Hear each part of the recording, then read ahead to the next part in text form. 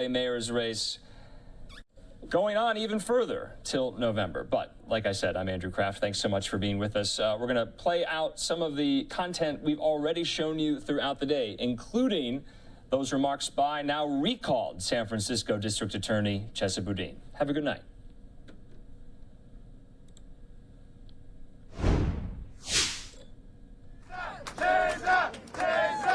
Down in the burgundies, down.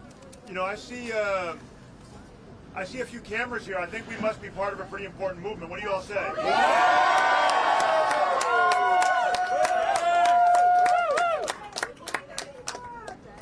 Please don't shake my tripod. I'm sorry. You know,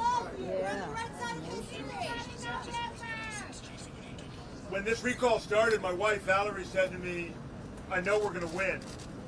She's right. She's always right.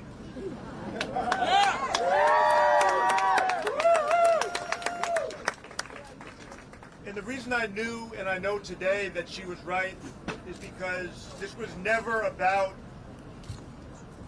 one vote count. It was never about one election night party. It was never about specifically which person gets to be in the office of the district attorney. This is a movement, not a moment in history.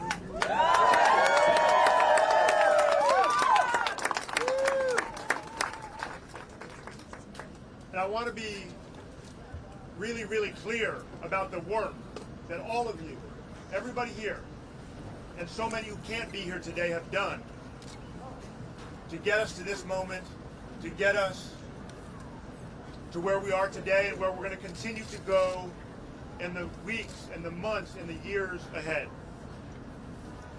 The coalition that we built,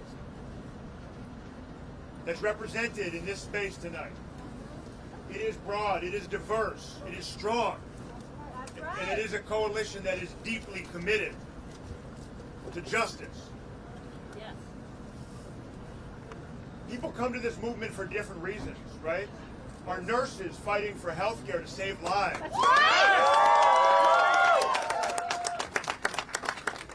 Our teachers and our educators fighting to make sure we can break the school to prison pipeline.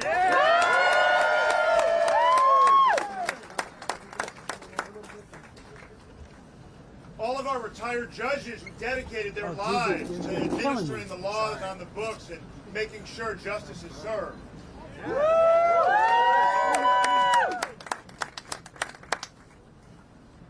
The labor movement that recognizes that until we enforce laws equally, including against billionaires in their boardrooms who systematically steal from working people, we can never have a true justice system.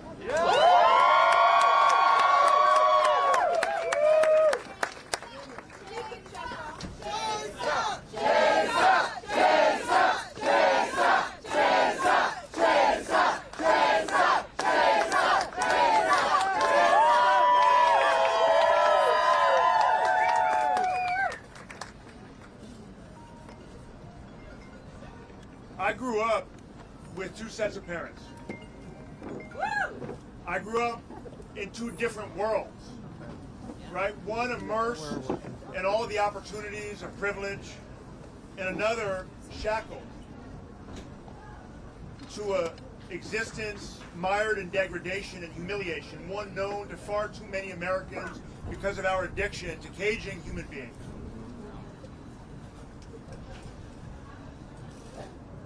And one of the things that I've seen over the course of this campaign, over the course of all the years that I've spent working in San Francisco's justice system, is that we have two cities. We have two systems of justice. Yes. Right? We have one for the wealthy and the well-connected, and a different one for everybody else. Yes. And that's exactly what we are fighting to change.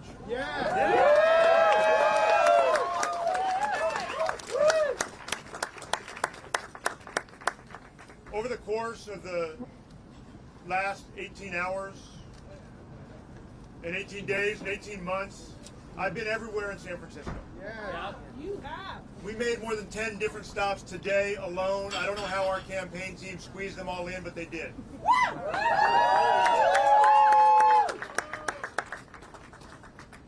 And no matter whether I was in the projects in Double Rock, at Balboa BART Station, in the Inner Sunset, Yes. in the Mission District, in the Castro, all across our great city.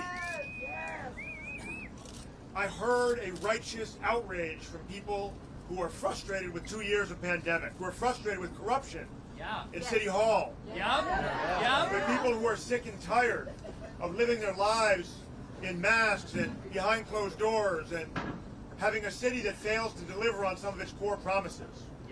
And people are right to be frustrated. There's so much room for improvement. People should hold all of us to a higher standard. We must continue to do more better for people, whether it's the mother who was outraged because her son had been murdered years ago and was still waiting for justice.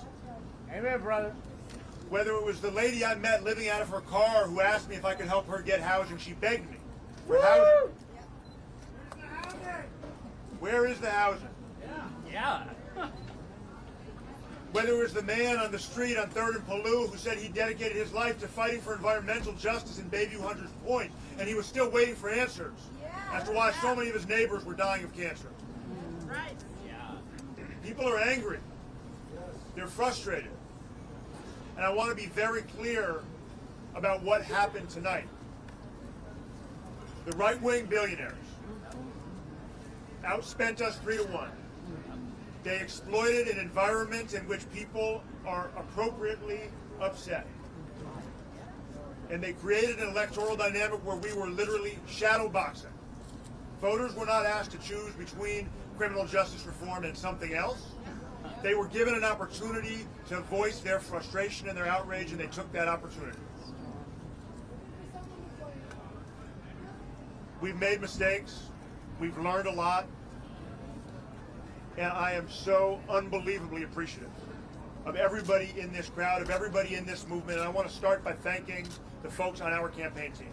Can we give it up for them?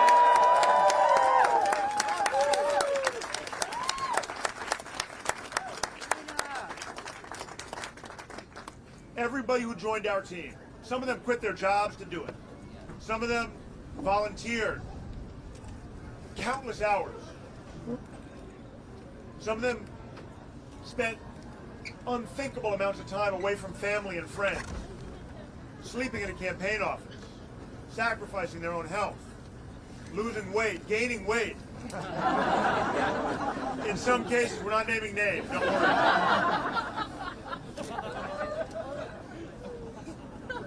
These folks, some of them young idealist activists, some of them grizzled ancient hippies.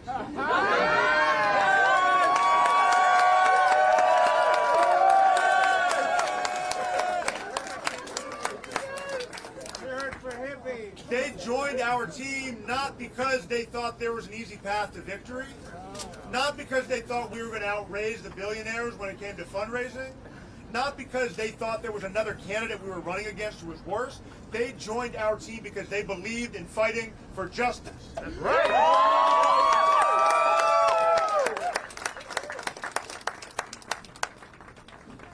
Now, I was really privileged over the course of these last several months to win the support of so many different groups and people I could not possibly name and thank them all.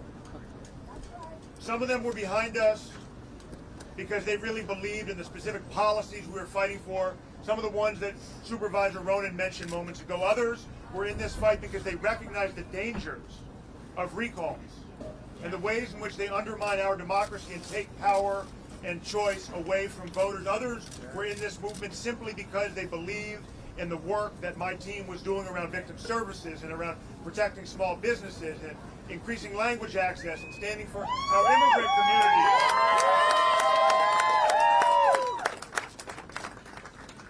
But I want to reflect for one moment on a person I spent far more time with in the last few days than I'd spent in the last 20 years.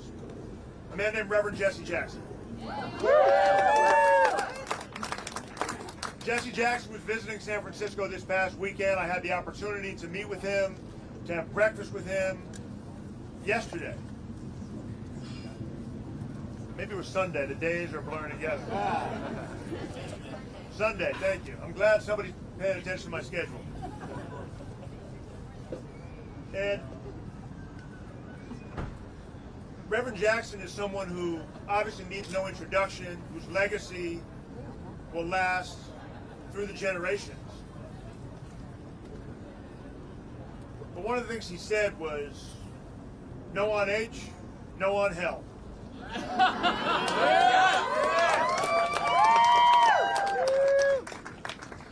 And Jesse Jackson, Reverend Jesse Jackson, has a custom, has a habit when he speaks of asking people to repeat after him 3 times. He asks you to say what he said, and then he says it again, and then he says it again. And so I want to ask all of you, in his spirit, in his honor, I want to ask all of you to repeat after me for a minute. We are not afraid. We are not afraid. We are not afraid. We are not afraid. We are not afraid. We are not afraid. Justice. Justice. Justice. Justice. Justice. Justice. Is on our side. Is on our side. Is on our side. Is on our side. Is on our side. Is on our side.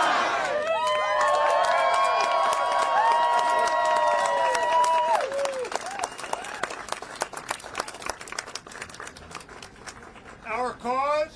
Our cause Is righteous. is righteous. Our cause. Our cause Is righteous. is righteous. Our cause. Our cause Is righteous. is righteous. And we have already won. And we have already won. And we have already won. And we have already won. And we have already won. And we have already won. And let me tell you why we've already won, folks. Let me tell you why we've already won. We have already won because we are part of a national movement that recognizes we can never incarcerate our way out of poverty.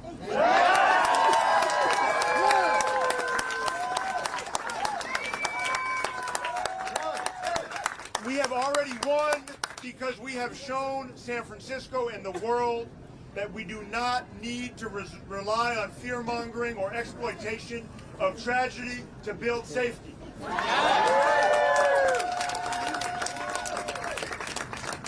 We have already won because even as our juvenile incarceration population fell by 50% and our adult jail population fell by 40%, and our state prison population in San Francisco County fell by 30%, our crime rate stayed flat or declined.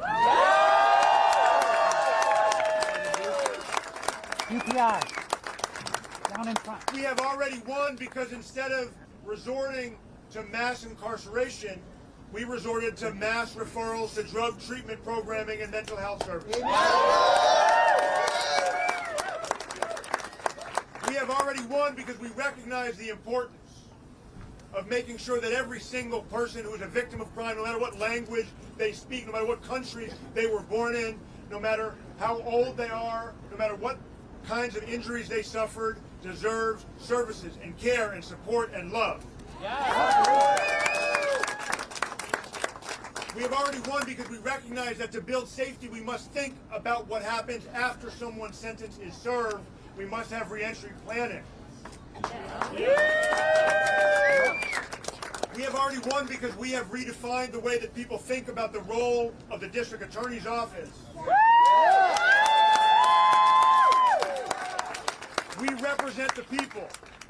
We represent the people when we stand up in court. When we fight for justice, it is not just about protecting the rich and powerful. It is about protecting everybody in this great city of St. Francis.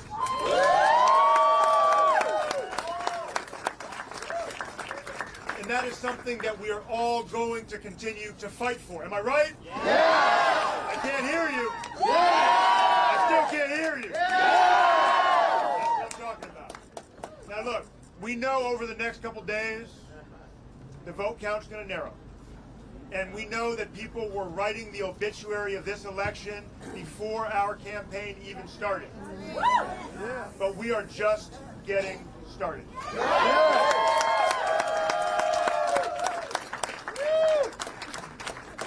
We are just getting started because we knew that fixing a system that has systematically failed us, not just for decades, but for generations, for centuries, was not the work of 1 year or 1 term.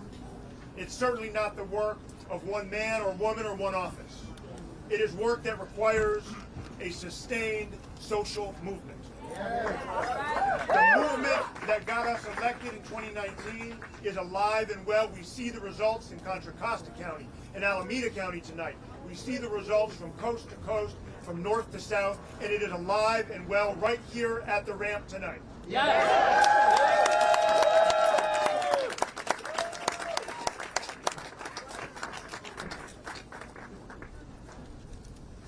We have two San Franciscos.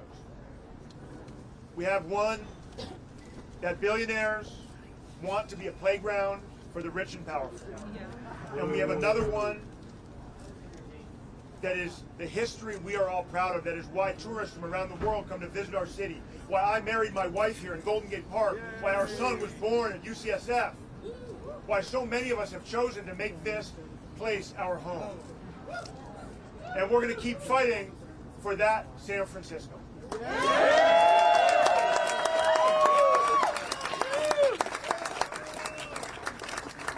I want to thank you all for the work. I want to thank you for the energy. I want to thank you for the courage. I want to thank you for the inspiration. And most of all, I want to thank you for the work that is still ahead of us.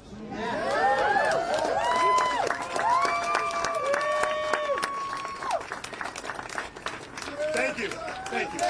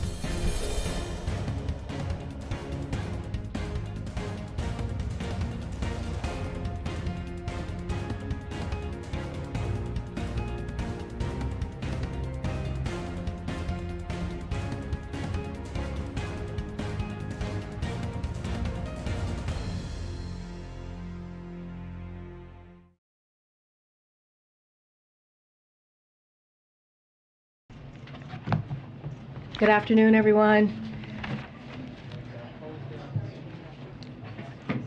So I'd like to welcome Matthew and Camilla McConaughey to the White House today to speak on an urgent issue our nation is currently facing.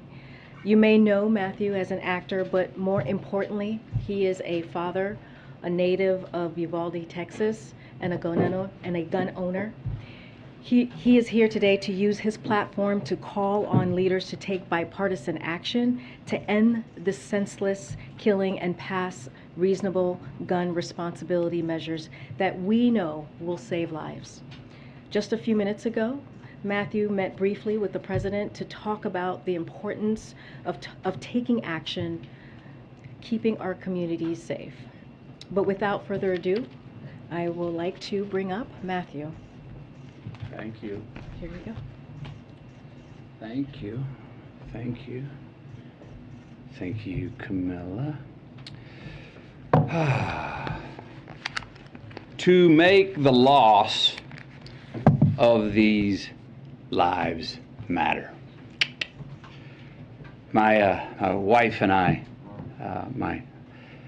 Camilla, we spent most of last week on the ground with the families in Uvalde, Texas. We shared stories, tears, and memories. The common thread, independent of the anger and the confusion and the sadness, it was the same. How can these families continue to honor these deaths by keeping the dreams of these children and teachers alive? Again, how can the loss of these lives matter? So while we honor and acknowledge the victims, we need to recognize that this time, it seems that something is different. There is a sense that perhaps there's a viable path forward. Responsible parties in this debate seem to at least be committed to sitting down and having a real conversation about a new and improved path forward. A path that can bring us closer together and make us safer as a country. A path that can actually get something done this time. Camilla and I came here to share my stories from my hometown of Uvalde. Came here to take meetings with elected officials on both sides of the aisle. We came here to speak to them, to speak with them, and to urge them to speak with each other. To remind and inspire them that the American people will continue to drive forward the mission of keeping our children safe, because it's more than our right to do so. It's our responsibility to do so. I'm here today in the hopes of applying what energy, reason, and passion that I have into trying to turn this moment into a reality. Because as I said, this moment is different. We are in a window of opportunity right now that we have not been in before. A window where it seems like real change can happen. Uvalde, Texas is where I was born. It's where my mom taught kindergarten less than a mile from Robb Elementary. Uvalde is where I learned to master a Daisy BB gun. That took 2 years before I graduated to a .410 shotgun. Uvalde is where I was taught to revere the power and the capability of the tool that we call a gun. Uvalde is where I learned responsible gun ownership. Now, Uvalde called me on May 24th when I learned the news of this devastating tragedy. I had been out of cellular range, working in the studio all day when I emerged, and messages about a mass shooting in the town I was born in began flooding my inbox. In a bit of shock, I drove home, hugged my children a bit tighter and longer than the night before, and then the reality of what had happened that day in the town I was born in set in. So the next morning, Camilla, myself, and the kids, we loaded up the truck and we drove to Uvalde. When we arrived a few hours later, I got to tell you, even from the inside of our vehicle, you could feel the shock in the town. You could feel the pain, the denial, the disillusion, anger, blame, sadness, loss of lives, dreams halted. We saw ministries, we saw first responders, counselors, cooks, families trying to grieve without it being on the front page news. We met with the local funeral director and countless morticians who hadn't slept since the massacre the day before, because they've been working 24/7 trying to handle so many bodies at once, so many little innocent bodies who had their entire lives still yet to live. And that is there that we met two of the grieving parents, Ryan and Jessica Ramirez. Their 10-year-old daughter, Alethea. She was one of the 19 children that were killed the day before. Now, Alethea, her dream was to go to art school in Paris and one day share her art with the world. Ryan and Jessica were eager to share Alethea's art with us and said if we could share it, that somehow, maybe that would make Alethea smile in heaven. They told us that showing someone else Alethea's art would in some way keep her alive. Now, this particular drawing is a self-portrait, all right, of Aletha drawing with her friend in heaven looking down on her, drawing the very same picture. Her mother said of this drawing, she said, you know, we never really talked to her about heaven before, but somehow she knew. Aletha was 10 years old. Her father, Ryan, this man was steady. He was uncommonly together and calm. When a frazzled friend of his came up and said, how are you so calm? I'd be going crazy. Ryan told him, he said, no, you wouldn't. No, you wouldn't. You'd be strong for your wife and kids, because if they see you go crazy, that will not help them. Just a week prior, Ryan got a full-time line job, stringing power lines from pole to pole. And every day since landing that well-paying full-time job, he reminded his daughter Aletha, he said, girl, Daddy gonna spoil you now. Told her every single night. He said, Daddy's gonna take you to SeaWorld one day.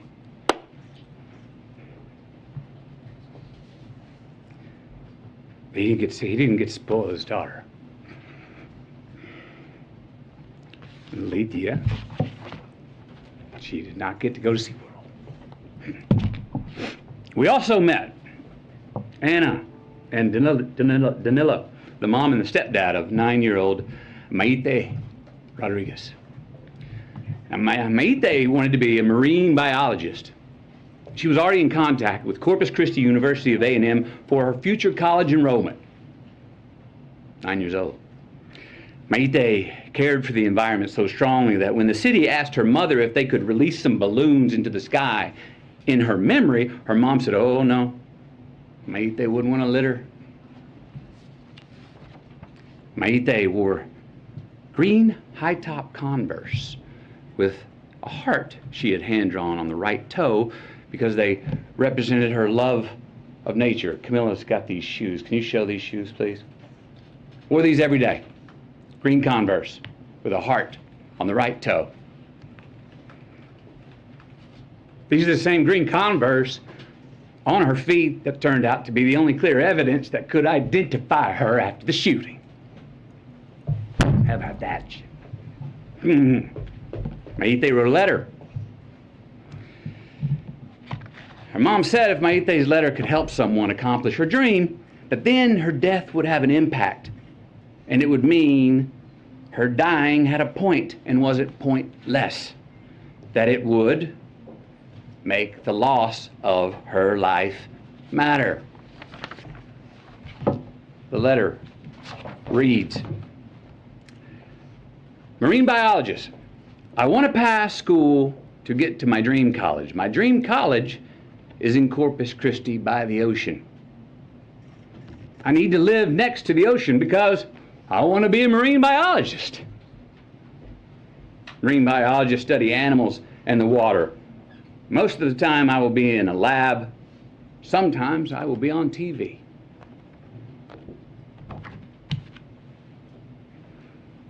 Then there was Ellie Garcia, a 10-year-old, and her parents, Stephen and Jennifer. Ellie loved to dance and she loved church. She even knew how to drive tractors and was already working with her dad and her uncle mowing yards. Ellie was always giving of her gifts, her time, even half-eaten food on her plate. They said around the house, we called her the Great Regifter. Smiling through tears, her family told us how Ellie loved to embrace, said she was the biggest hugger in the family. Now, Ellie was born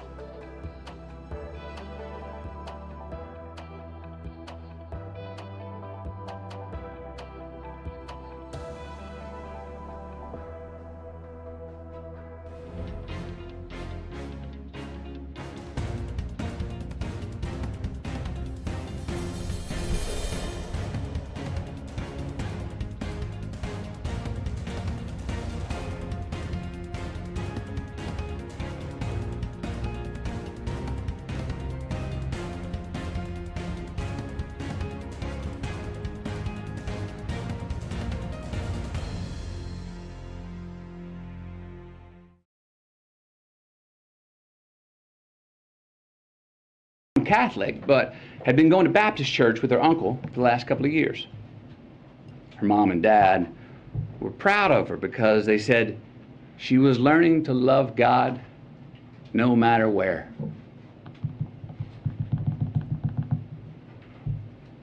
The week prior to her passing, she'd been preparing to read a verse from the Bible for the next Wednesday night's church service. The verse was from Deuteronomy 6:5. And thou shalt love the Lord thy God with all thy heart, with all thy soul, and with all thy might. That's who Ellie was becoming. But she never got to read it. Service on that Wednesday night. Then there was a fairy tale love story of a teacher named Irma and her husband Joe. What a great family this was. This was an amazing family. Camilla and I, we sat with about 20 of their family members in their living room, along with their 4 kids. Kids were 23, 19, 15, and 13. They shared all these stories about how Irma and Joe served the community and would host all these parties, and how Irma and Joe were planning on getting a food truck together when they soon retired.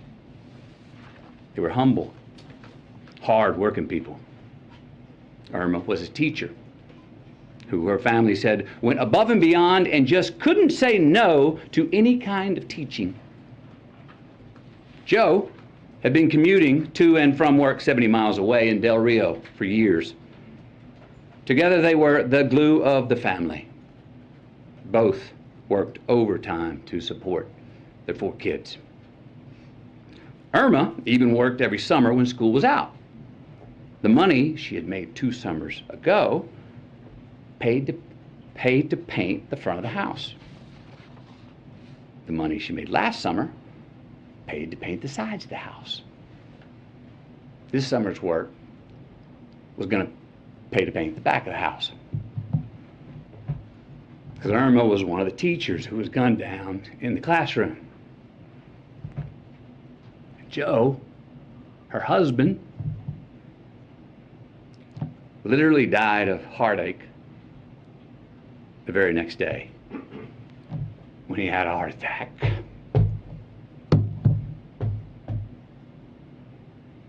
They never got to paint the back of their house. They never got to retire. And they never got to get that food truck together. We also met a cosmetologist. She was well versed in mortuary makeup. That's the task of making the victims appear as peaceful and natural as possible for their open casket viewings. These bodies were very different. They needed much more than makeup to be presentable. They needed extensive restoration. Why? Due to the exceptionally large exit wounds of an AR-15 rifle. Most of the body so mutilated that only DNA test or green Converse could identify them. Many children were left not only dead but hollow.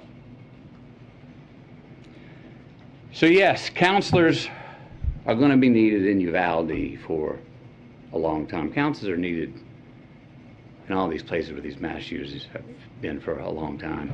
I was told by many that it takes a good year before people even understand what to do next.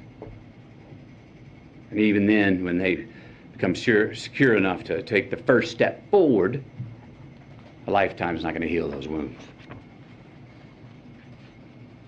But again, you know what every one of these parents wanted, what they asked us for? What every parent separately expressed in their own way to Camilla and me? That they want their children's dreams to live on. That they want their children's dreams to continue to accomplish something after they are gone. They want to make their loss of life matter. Look, we heard from so many people, right? families of the deceased, mothers, fathers, sisters, brothers, Texas Rangers, hunters, Border Patrol, and responsible gun owners who won't give up their Second Amendment right to bear arms. And you know what they all said? We want secure and safe schools, and we want gun laws that won't make it so easy for the bad guys to get these damn guns. So, we know it's on the table. We need to invest in mental health care. We need safer schools. We need to restrain sensationalized media coverage. We need to restore our family values. We need to restore our American values. And we need responsible gun ownership. Responsible gun ownership. We need background checks. We need to raise the minimum age to purchase an AR-15 rifle to 21. We need a waiting period for those rifles. We need red flag laws and consequences for those who abuse them. These are reasonable, practical, tactical regulations to our nation, states, communities, schools, and homes. Responsible gun owners are fed up with the Second Amendment being abused and hijacked by some deranged individuals. These regulations are not a step back. They're a step forward for a civil society and the Second Amendment. Look, is this cure-all? Hell no. But people are hurting. Families are, parents are. And look, as divided as our country is, this gun responsibility issue is one that we agree on more than we don't. It really is. Look, this should be a nonpartisan issue. This should not be a partisan issue. There is not a Democratic or Republican value in one single act of these shooters. It's not. But people in power have failed to act. So we're asking you. And I'm asking you, will you please ask yourselves, can both sides rise above? Can both sides see beyond the political problem at hand and admit that we have a life preservation problem on our hands? Because we got a chance right now to reach for and to grasp a higher ground above our political affiliations. A chance to make a choice that does more than protect your party. A chance to make a choice that protects our country now and for the next generation. We got to take a sober, humble, and honest look in the mirror and rebrand ourselves based on what we truly value. What we truly value. We got to get some real courage and honor our immortal obligations instead of our party affiliations. Enough with the counterpunching. Enough of the invalidation of the other side. Let's come to the common table that represents the American people. Find a middle ground, the place where most of us Americans live anyway, especially on this issue. Because I promise you, America, you and me, we are not as divided as we were being told we are. No. How about we get inspired? Give ourselves just cause to revere our future again. Maybe set an example for our children. Give us reason to tell them, hey, listen and watch these men and women. These are great American leaders right here. Hope you grow up to be like them. And let's admit it. We can't truly be leaders if we're only living for re-election. Let's be knowledgeable and wise and act on what we truly believe. Again, we got to look in the mirror, lead with humility, and acknowledge the values that are inherent to, but also above politics.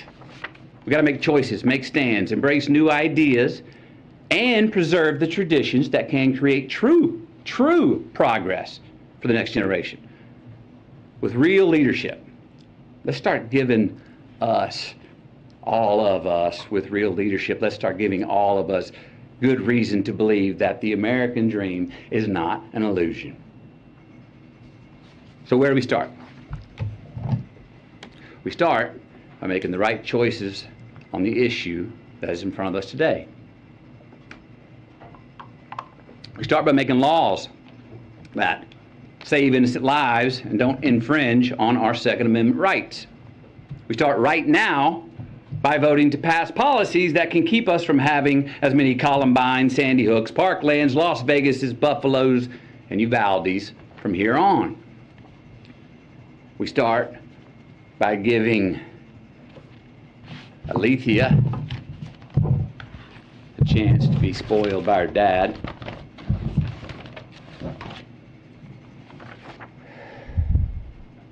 We start by giving Mayte a chance to become a marine biologist.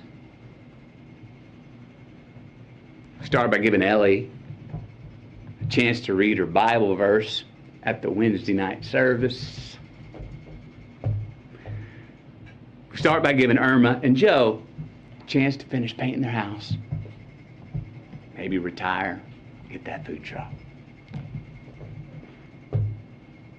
We start by giving McKenna, Layla, Miranda, Nevaeh, Jose, Javier, Tess, Rogelio, Eliana, Annabelle, Jackie, Azuya, JC, Jayla, Ava, Amory, and Lexi. We start by giving all of them our promise that their dreams are not going to be forgotten. We start by making the loss of these lives matter.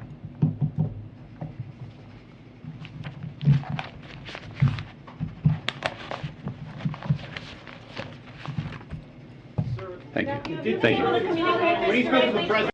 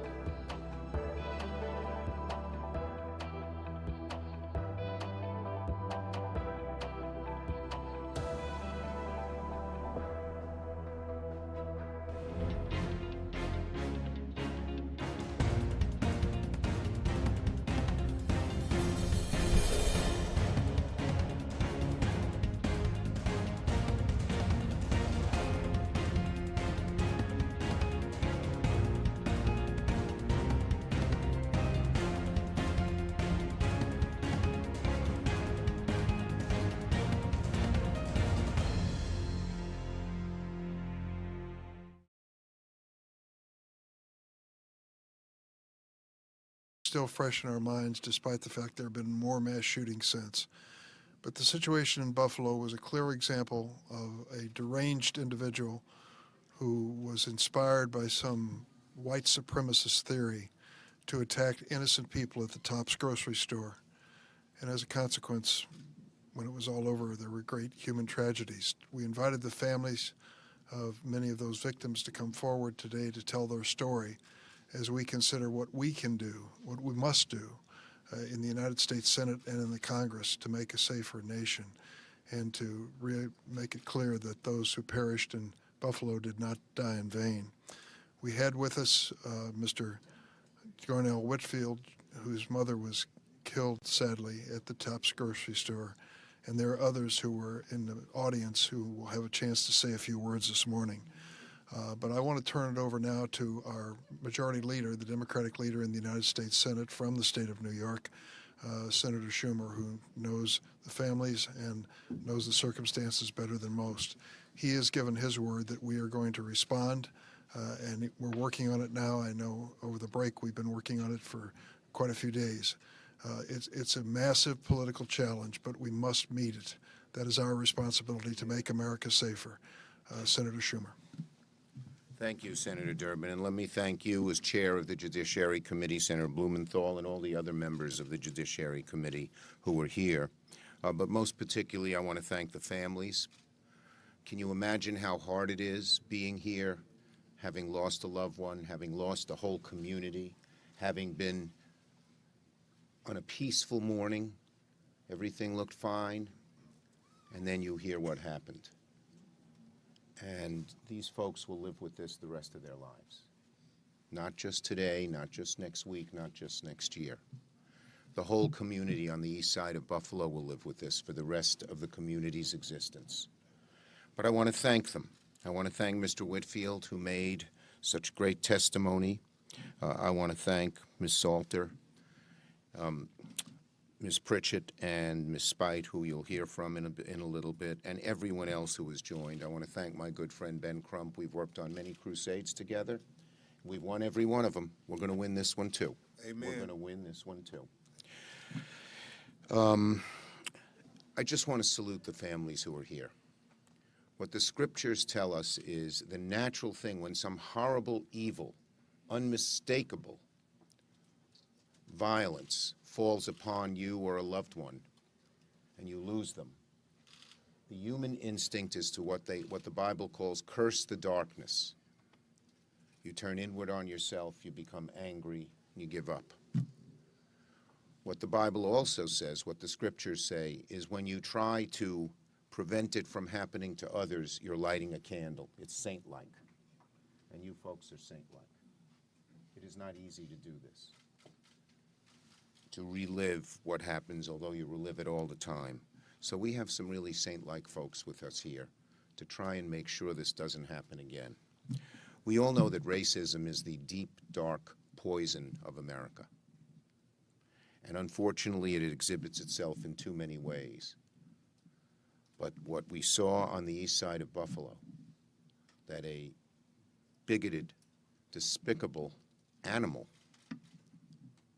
came to shoot people because they were black on a peaceful morning at a supermarket is just, it shakes you to your inner bones.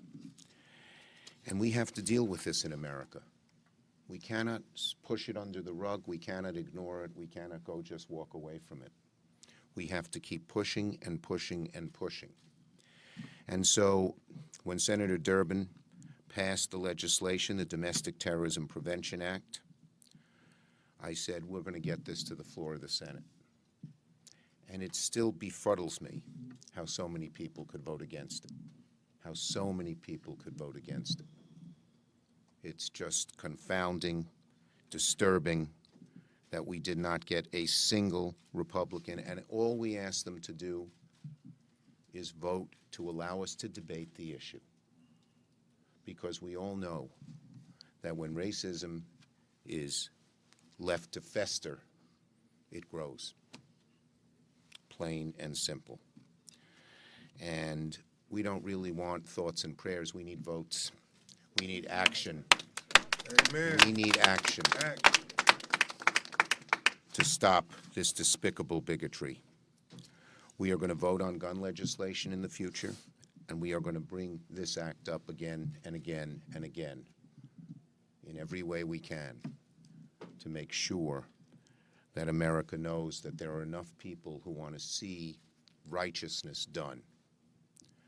So I would just say we have a moral obligation to do what we're doing here and to continue what we're going to do. And I pledge to the people here, the good people of Buffalo, the people of the East Side, the city of good neighbors, that those deaths, as horrible as they were, as searing as they are in our hearts, you are making sure they will not have died in vain. and we will join you in that effort until we succeed. Thank you, and God bless you. I have to go to the floor. I apologize to my colleague, Senator Blumenthal. We're voting on legislation that I have to be there for. Thank you, Senator. Thank you very much. Thank you. Thank you, Senator. Thank you, Senator Schumer. I'd like to ask Ms. Salter to please come up and say a few words.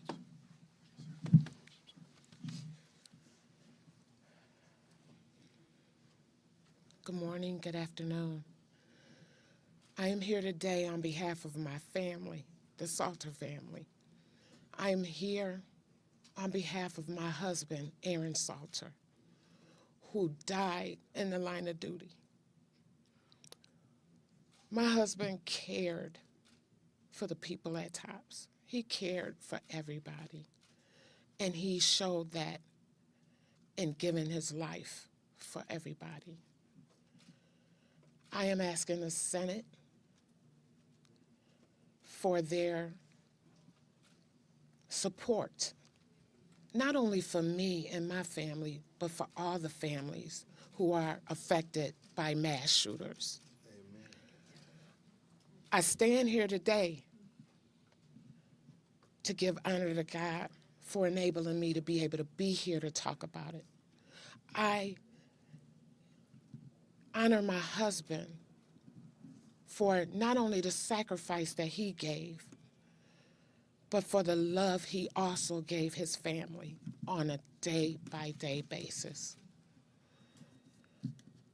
He made the ultimate sacrifice for everybody and for me, and I'm making the sacrifice for him.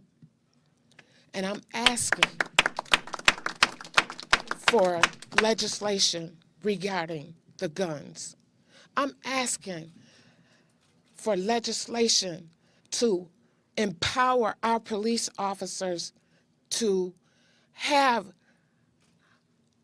armor, bulletproof vests, and all the tactical gear they need to protect my family, your kids, your mothers, your grandmothers, your next door neighbors, everybody, and even us.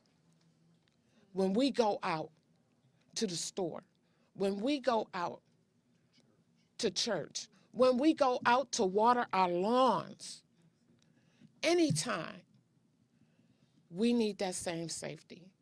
We need that same security. And I am asking, pleading, that the Senate do all that they can, that Congress do all that they can. It's not about Republicans, it's not about Democrats. It's about people, it's about human life, it's about our existence, it's about our democracy. Amen. And for that,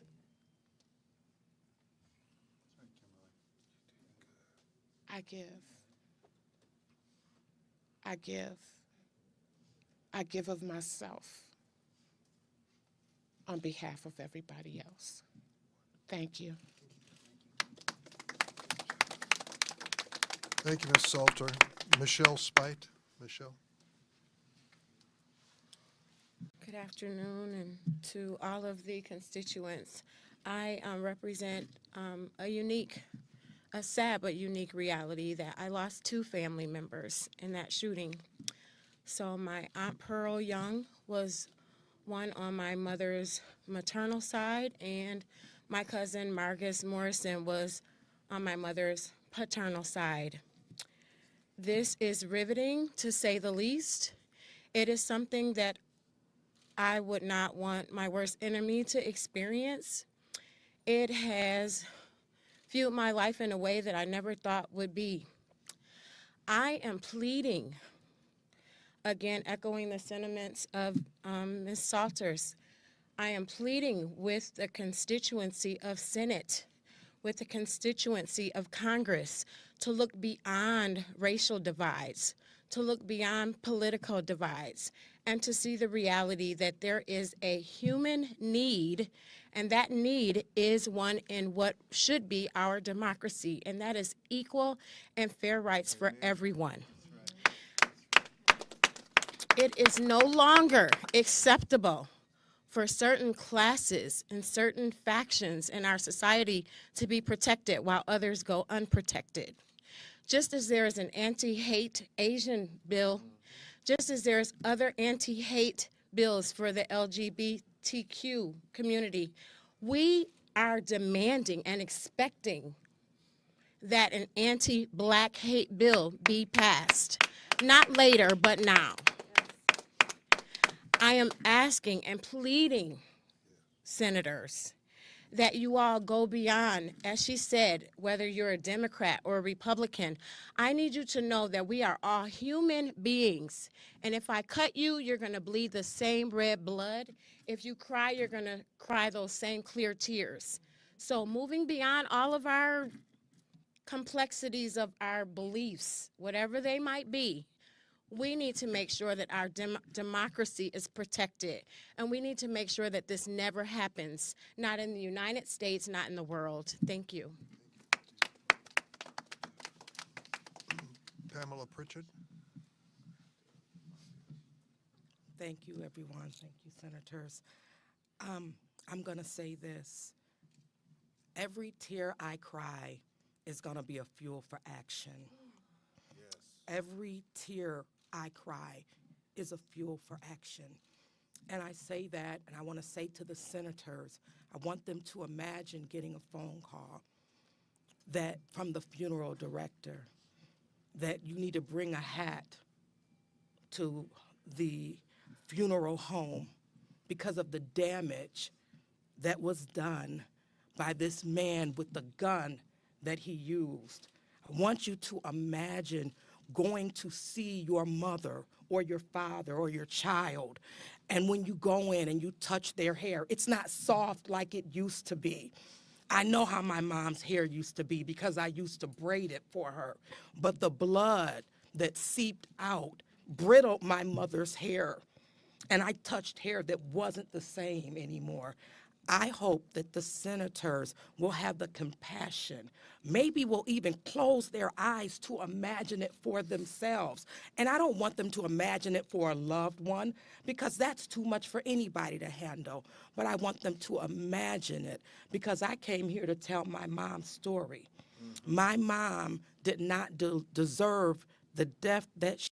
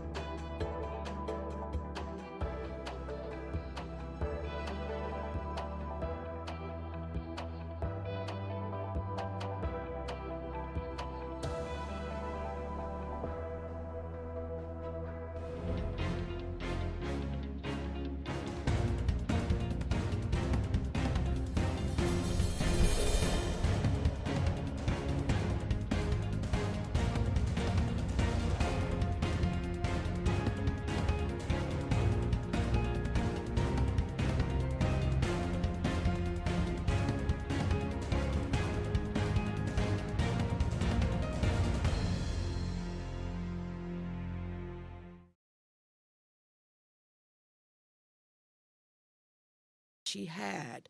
But greater than that, I promise you that every tear I cry will be a fuel for action. Dominic Douglas. You did. Thank you. Marcus Morrison was my cousin as well. Michelle is my family as well. I moved to Orlando to go to law school, and I celebrated my daughter's 9th birthday on May 13th. On May 14th, I told her that her family was gunned down, and I don't think you guys understand how hard it is to teach a 9-year-old little black girl why people are getting killed for their skin color. It is very hard to teach my little 9-year-old girl that there's hate in some people, but not everyone, that most people are good. But there are bad people, and I don't know why we're arguing about it. I don't know why we're arguing about ways to stop those bad people. We are not here attacking anyone.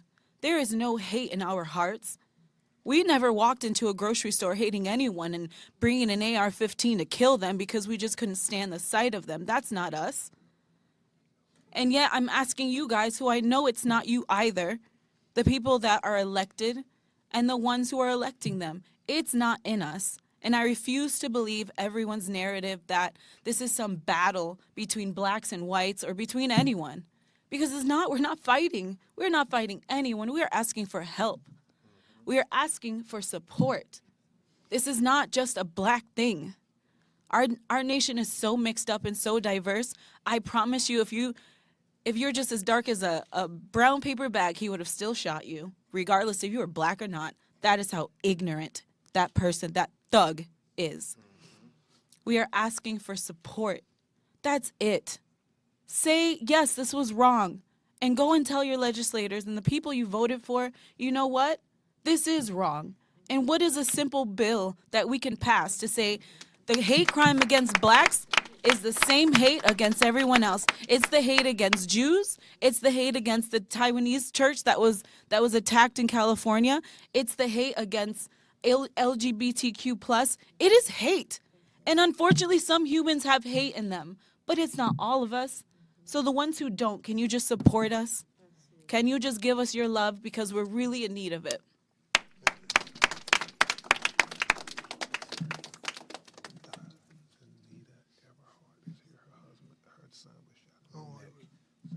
Anita Eberhardt.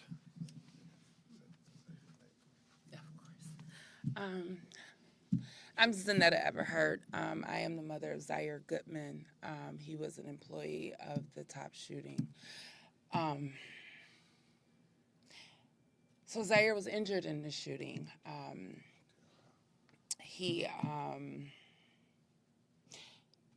was doing his job that day. He was helping, I believe, Miss Whitfield with a cart in front of the store when he was shot by the shooter. Zaire was shot through the right side of his neck, and the bullet came out of the back. But the bullet didn't actually come out. It shattered inside of him. So Zaire is left with shrapnel inside of him, probably for the rest of his life. His wounds are healing, but the shrapnel is starting to protrude into his back, and I can feel it when I clean it. And so, yes, we are pleading with Senate, with our elected leaders. We are pleading with you to raise the age on buying guns. We are pleading with you to fix the education system in this country, because if we're not teaching true African American history in this country, we are doing a disservice to everybody. I just want people to know that the east side of Buffalo is my home. It is where I was born, where I was raised, where I still live, and where I do the majority of my professional work at. It is love there, no matter what people say. And that is Zaire's neighborhood, and that's Zaire's community. He walks to the Tops on Jefferson. We live blocks from the Tops on Jefferson. He rides his bike to the Tops on Jefferson. That is our neighborhood. That is our community. Yes, we are Black. We're not going anywhere. We're gonna stay Black, right? Amen. Like, that's just what it is. Racism has always been a part of this country, but we're not going anywhere. So we're gonna have to figure out how to live together. Before we have our last speaker, Garnell Whitfield, his brother Raymond is here, and he was in the audience today. I want to give him an opportunity to say a word. Raymond. Thank you. Thank you. My name is Raymond Whitfield. I'm the younger brother of Garnell and the youngest son of Ruth E. Whitfield. You've heard much about my mother, very eloquently stated by my brother, so I won't go into much about that, except to say, as much as my heart breaks for my mother, my confidant, my everything, I want to say that after joining these families, my heart breaks for them just as much as it does for my mother, because we looked at each other and we said, you know what, after we told our stories about our mothers and our husbands and sons, our families, we just said, you know, these people were the salt of the earth. Yes. They were easy, soft targets. Many of them couldn't even run if they tried. He walked into that grocery store and he shot them down like animals. And I just think it's a poor strategy if you're trying to eliminate us as Black people in America to pick the most caring, loving, and forgiving of us and shoot them down on a grocery store floor. That's all I want to say. I'll turn it over to the rest of you guys. Garnell Whitfield was our witness here at the hearing and did a remarkable job bringing to our minds the image of his mother and what she meant to him. Garnell?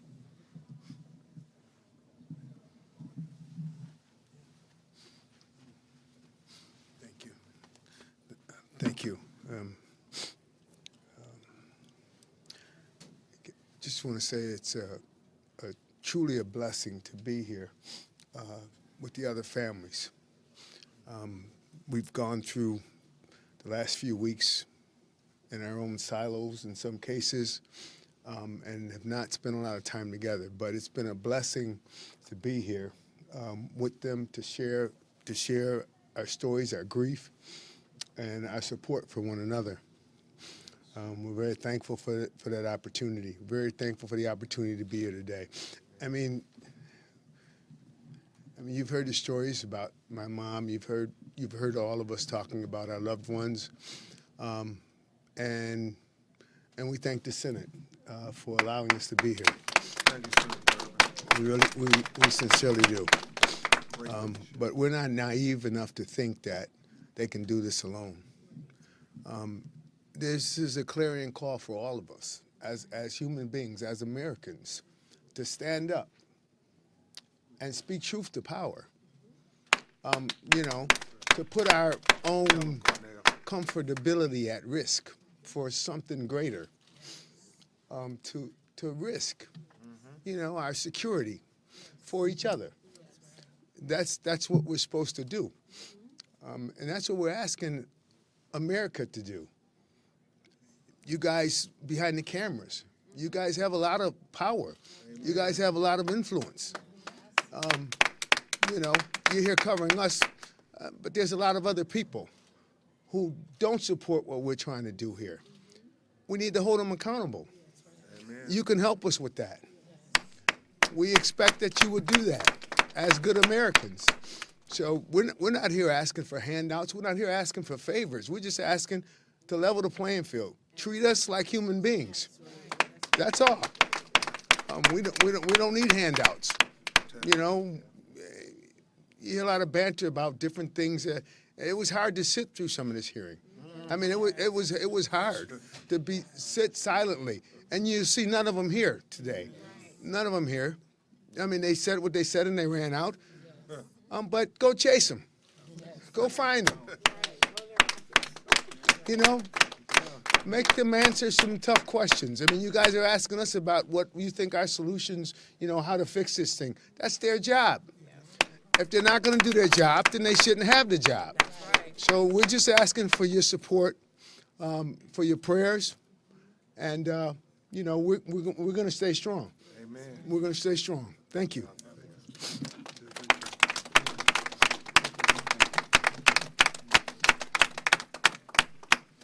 We'll take a question or two if there are any. Senator, obviously the bill that you put forward failed, but you see the families here behind you, you hear their passionate pleas for help.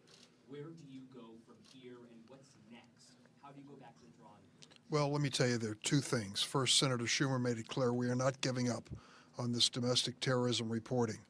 The reason why this bill was introduced was the decision by President Donald Trump to eliminate the category of white supremacy in domestic terrorism crimes to be reported by the FBI to the Congress. It is a major challenge in America. We see today with these survivors and loving members of the family the price that's being paid by African American families across the United States. And that is an intolerable situation. We are going to return for this. It has been noted accurately that Senator Blumenthal and I and others consistently vote for legislation that ends hate against so many different groups.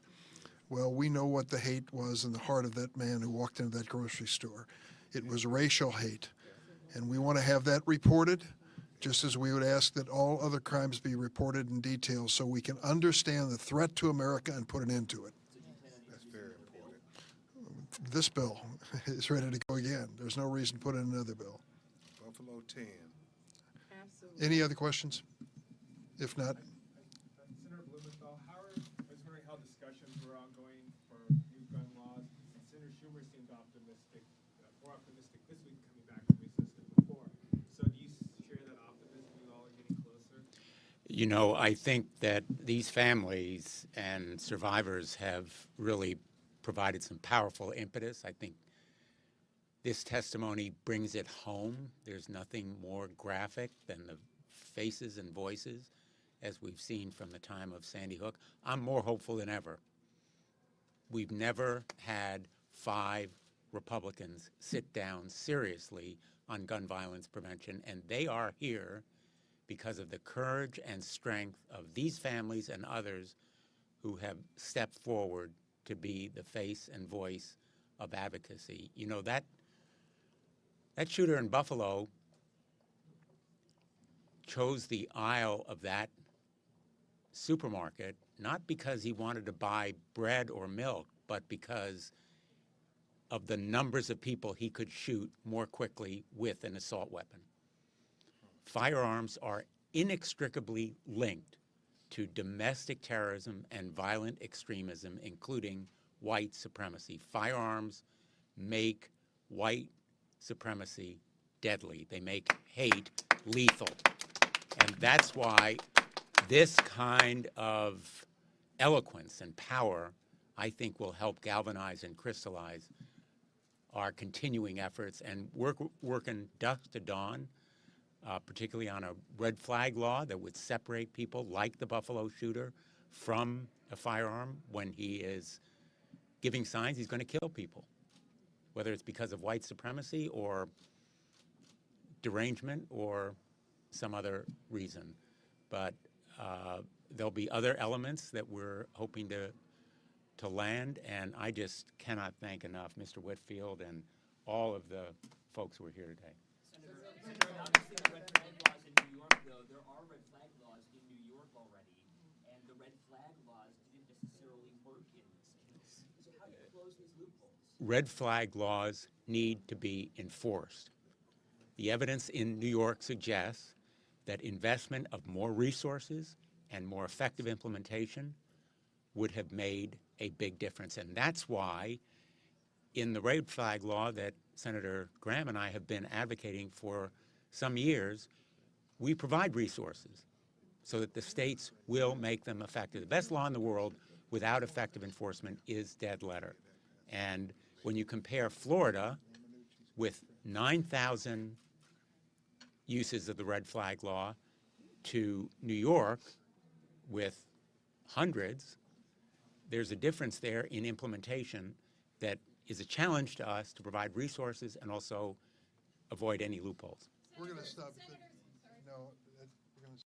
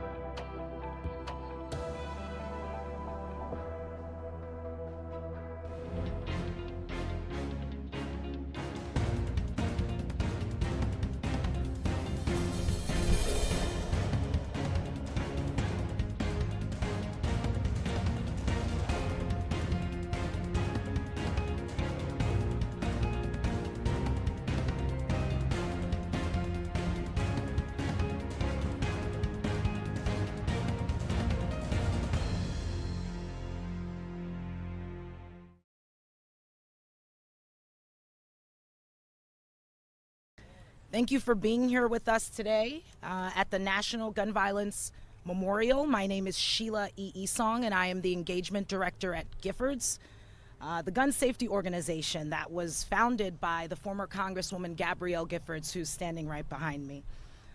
Today we are joined by policymakers, partners, advocates, and everyday Americans from all walks of life who are here demanding that we take action when it comes to gun violence. We were all here at the mall just over a year ago with the same exact installation, calling attention to honor the 40,000 Americans who die every single year from gun violence. They are represented with the white flowers in the vases that you see right behind me here. Unfortunately, today, we are also here to call attention to the now 45,000 Americans who lost their lives to gun violence last year. That is a devastating increase in gun violence deaths in just 1 year. The difference is represented by the 5,000 orange flowers that you see on the other side behind me. Now, the recent tragedies like the massacre at the elementary school in Uvalde and the targeted attack in Buffalo are despicable, but unfortunately, they are not isolated incidents. There were at least 13 mass shootings over this past weekend alone. They left 17 people dead and dozens injured. Communities in Philadelphia, Chattanooga, Phoenix, and many more cities and communities have been torn apart. Families are never going to be the same again. And while mass shootings tend to capture most of the media attention, over 100 people are killed by guns in America every single day. These are preventable deaths, preventable. Gun suicides, domestic violence, community violence, unintentional shootings. We know what will stop the crisis, but leaders in Washington must take action. That is why we're here today. The Senate needs to pass universal background checks, a foundational gun safety policy that is broadly popular. It must also swiftly confirm Steve Dettelbeck as the next director of the ATF so that the agency is better equipped to enforce the gun laws that are already on the books. The House and the Senate must also pass legislation related to extreme risk protection orders as well as a law to ban large capacity magazines. We must protect families and intimate partners by keeping guns out of the hands of those who commit abuse. There is so little that Congress has done to prevent gun violence, and now is the chance to change that. Today is the day. President Biden led the gun violence prevention efforts after the 2012 Sandy Hook shooting, and as president, he has cracked down on ghost guns and pushed intervention solutions to cycles of gun violence. He must continue to have his administration address gun violence with bold leadership and effective solutions. So we have a very robust speaking program here today, so I'm going to do my very best to move us through this program efficiently. Robust, that's a good word, right? Yeah, really good.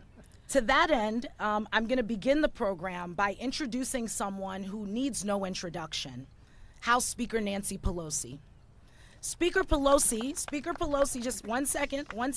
Speaker Pelosi, who has been a stalwart champion for gun violence prevention over the course of her career in Congress. As Speaker, she has touched the lives of millions through the passage of major legislation, including the Bipartisan Background Checks Act.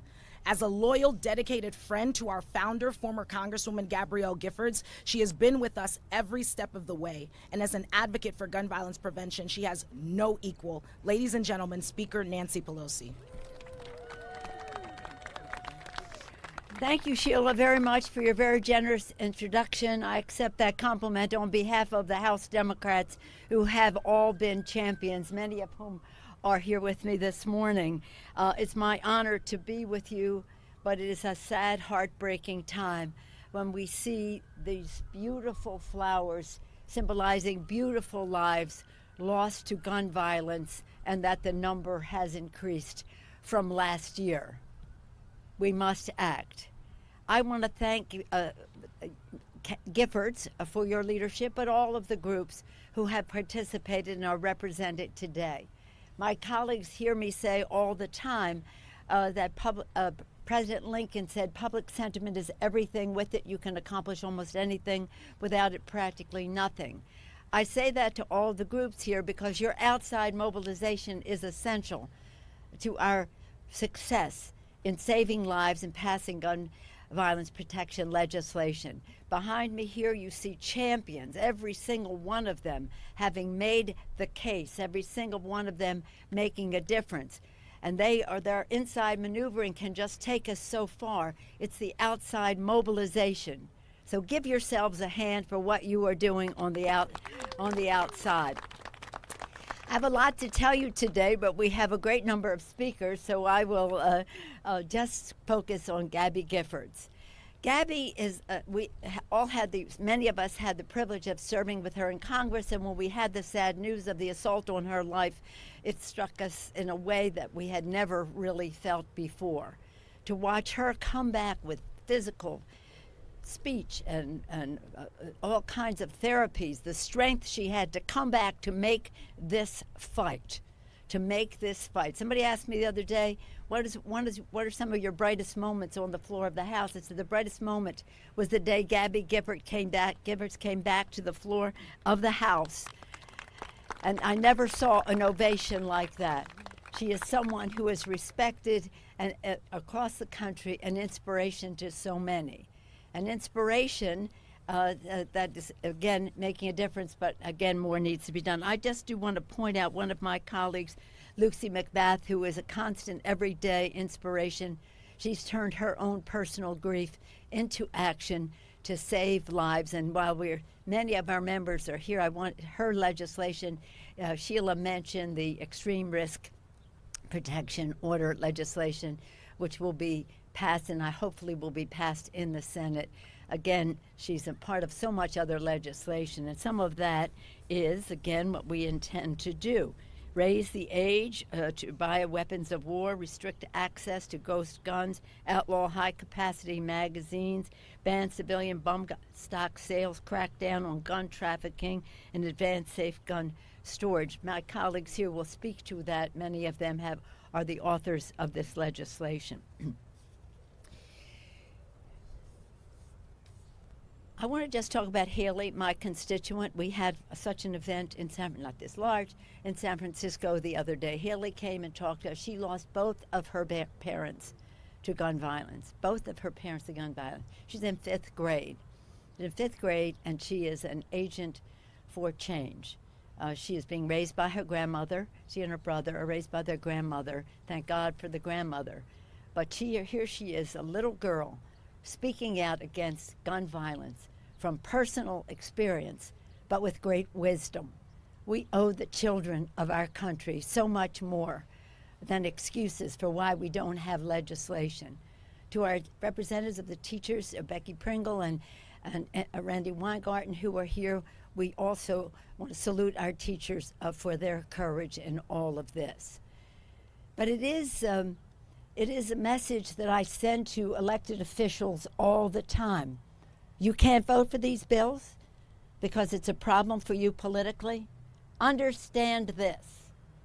Your political survival is nothing compared to the survival of our children. We must protect them. So now it is my privilege to yield the floor of them all to a great leader, a dear friend and former colleague of many of us, an inspiration to millions of Americans, an absolute force in the fight against gun violence, our former colleague, Congresswoman Gabby Giffords.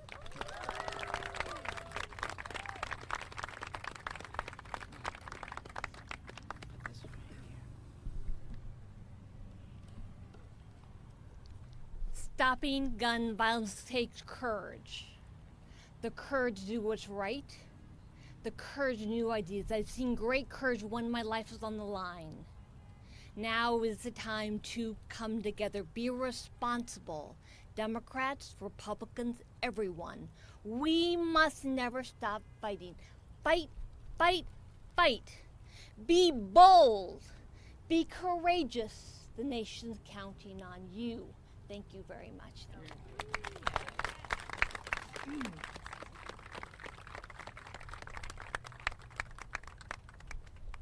Thank you so much, Gabby. At this time, I would like to introduce Senator Murphy to the podium. Very much. Well, thank you all for being here. There's no words to express my gratitude to my great friend Gabby for what she has done to lead this movement, to grow an organization that is making a difference. Gabby and I were next door neighbors our freshman year in the House of Representatives. We learned a lot together, and I'm just so proud of what she has done to be able to speak truth to power. Speaker Pelosi, thank you for bringing a difference-making piece of legislation before the House of Representatives this week. It is going to save lives. It is going to put pressure on the United States Senate to do the right thing, and we are deeply grateful for your leadership. Listen, there are a lot of very scared parents and kids out there today. They are scared for their lives. They are scared for their safety. But they're also scared that democracy is so fundamentally broken that it can't step up and answer the most fundamental concern that any parent has, the physical safety of your children. Now, the world is paying attention because of what happened in Uvalde and what happened in Buffalo, and there's good reason for that. There's something deeply psychologically cataclysmic about that number of children, that number of adults losing their lives all at one time. But there's a slaughter every night in this country. Only in America do you wake up in the morning to 110 people having been killed the day before from guns. And so it's incumbent upon us to address the real story of American gun violence, which is the mass shootings, but also the daily homicides, the suicides, the accidental shootings. That's what this House bill does, and I'm grateful to my friend Lucy Macbeth for her leadership as well. But the Senate needs to act now. The Senate can't wait any longer.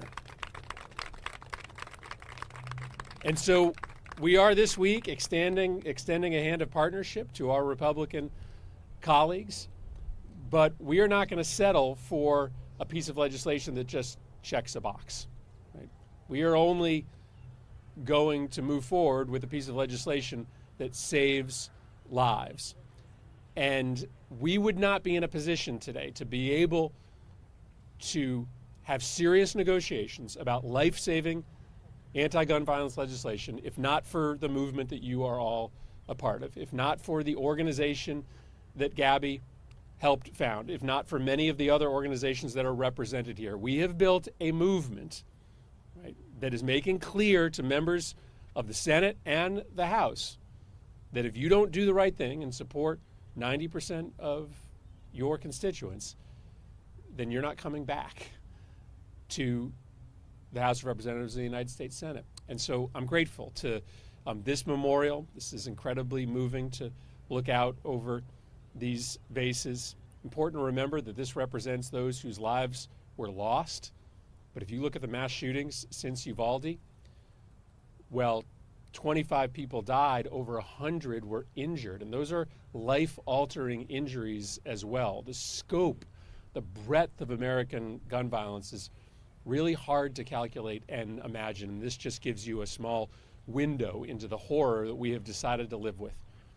Hopefully we make a different decision this week, and that will be in part thanks to the movement that Gabby has helped to build and the action of the House of Representatives. Thank you very much for being here today. Thank you. At this time, I would like to call up Senator Blumenthal. Thank you. Thank you so much. Thank you to Giffords, all of you for being here, bringing us together at this critical, really historic moment, a moment of opportunity that we must seize. Now, I want to begin with a story about Gabby Giffords.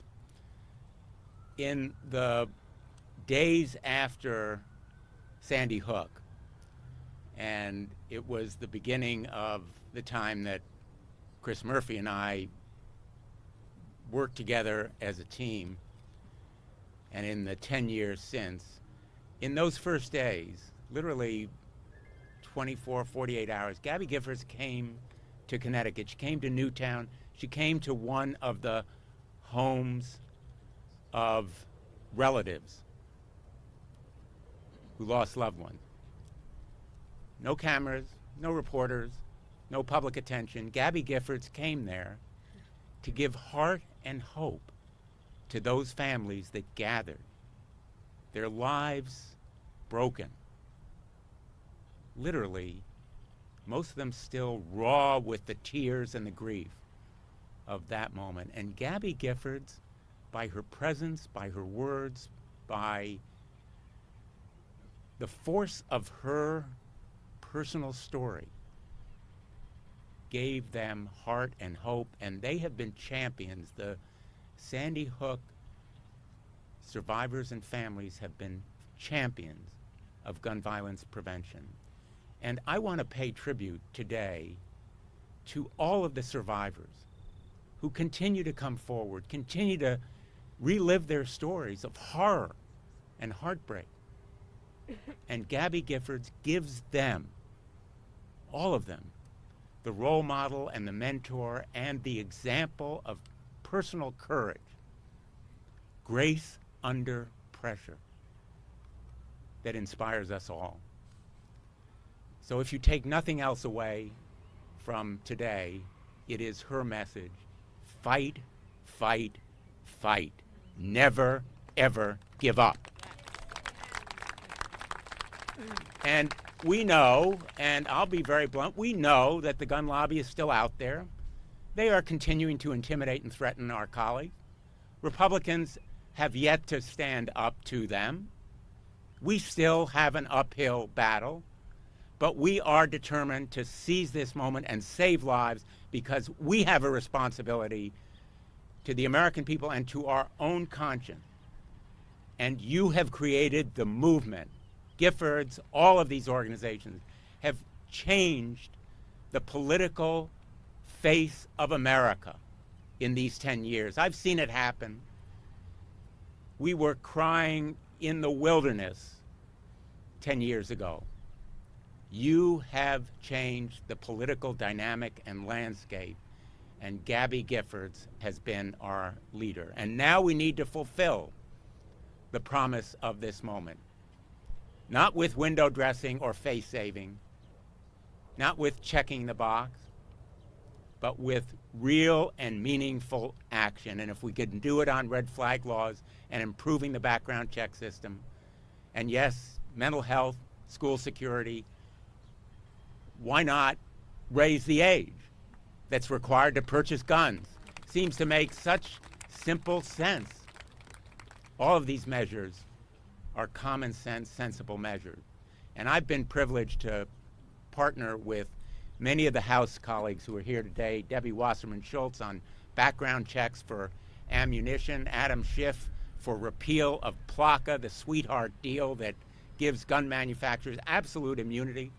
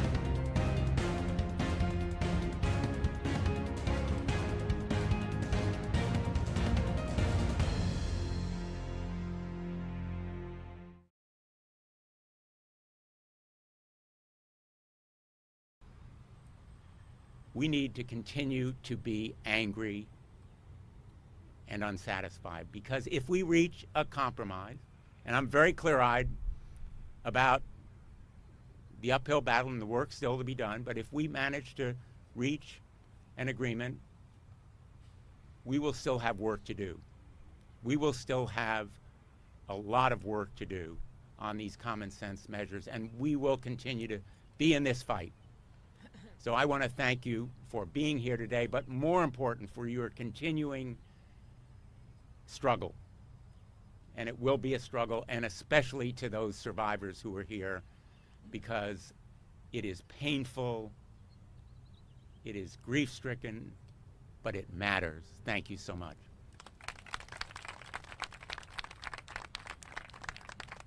Thank you. This time I would like to call up Senator Klobuchar. Thank you so much.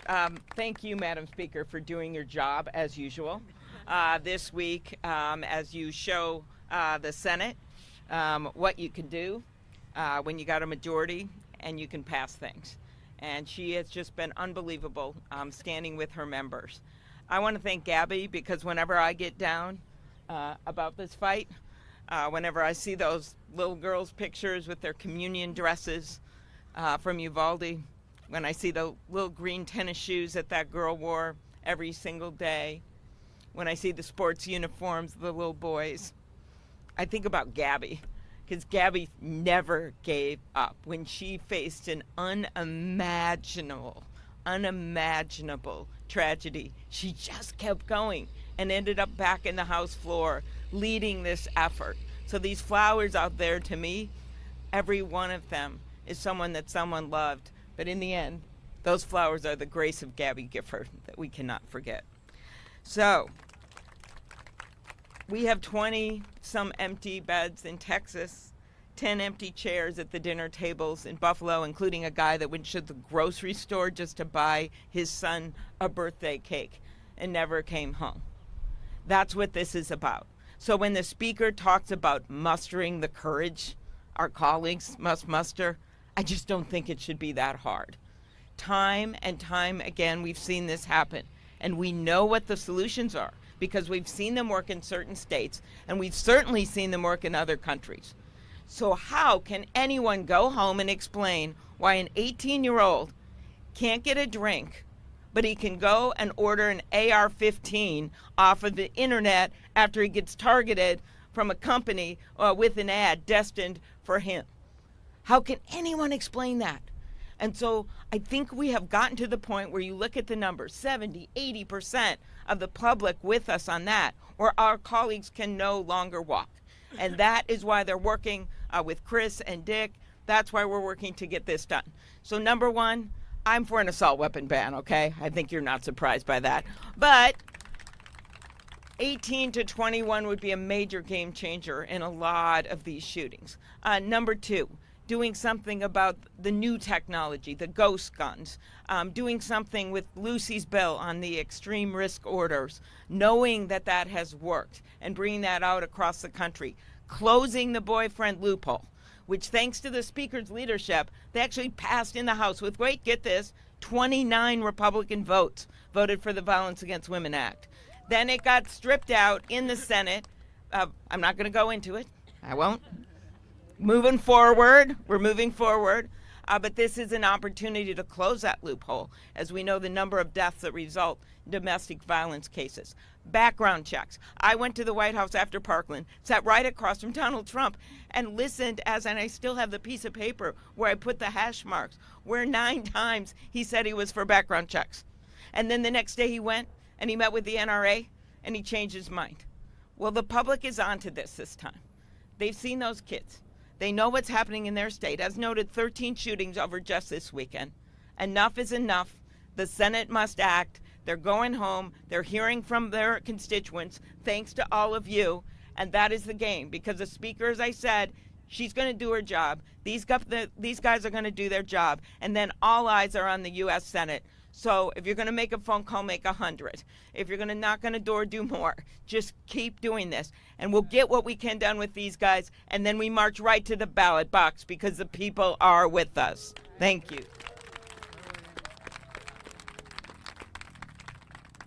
Thank you, Senator. At this time, I would love to call up Representative Lucy Macbeth.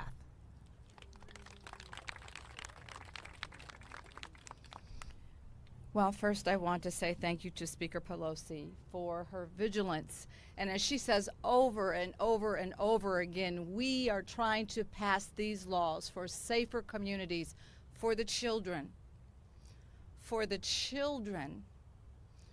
For the children. Yes. And to Gabby Giffords, my friend, she has more courage and fortitude than any survivor that I know. And I am so grateful to be here with her, fighting on the front lines, as all of you are here, knowing and understanding that we have an expansive gun culture that no one is immune from, and that it's our responsibility as Americans to make sure that everyone in this country can live freely, unfettered by unnecessary gun violence.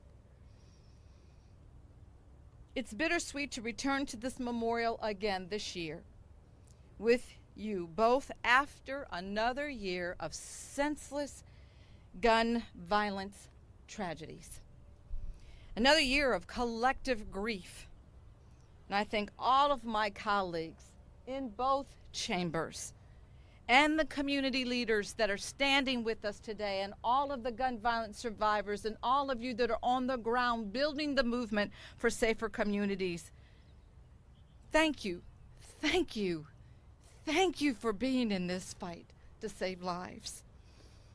It is truly heartbreaking to again be reminded of this memorial's painful symbolism. These 45,000 roses add up to represent this year's haunting death toll of our uniquely American epidemic of gun violence. 10 grocery store shoppers in Buffalo, 19 children and 2 teachers in Uvalde, 3 doctors and a medical companion in Tulsa. For the first time ever, guns are the leading cause of death for our children in America. The numbers are absolutely staggering. We are paying for the price of gun violence every day in our communities. We are paying for the weapons of war on our streets with the blood of our children sitting in their classrooms. We are paying for unfettered gun access with mothers and fathers waiting in line for a DNA test, forced to find out if the massacre inside the school claimed their child. An entire generation of children is learning that the adults they look up to cannot or absolutely refuse to protect them. Who are we as a nation if we don't protect the least of these? Who are we as a nation if we don't protect our most vulnerable? Who are we as a nation if we do not, for the life of God, protect our children? We all agree that the status quo is absolutely unacceptable. And we all understand that the murder of our children cannot continue.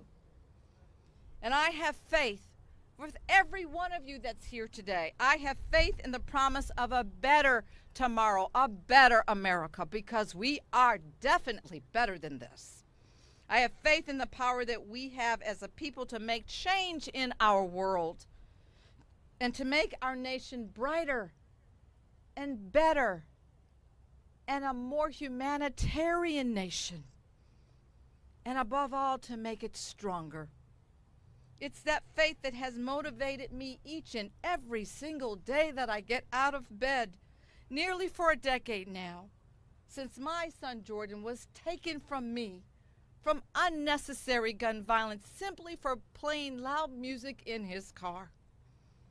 A future with improved background checks and red flag laws like the one that I introduced and that we will be voting on this week. All of these measures we'll be voting on this critical, vital, important week.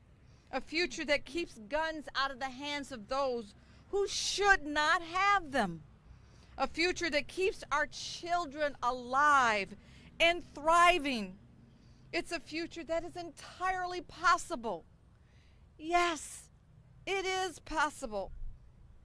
It's one that we can build, and it's one that I intend to spend the rest of my life fighting for.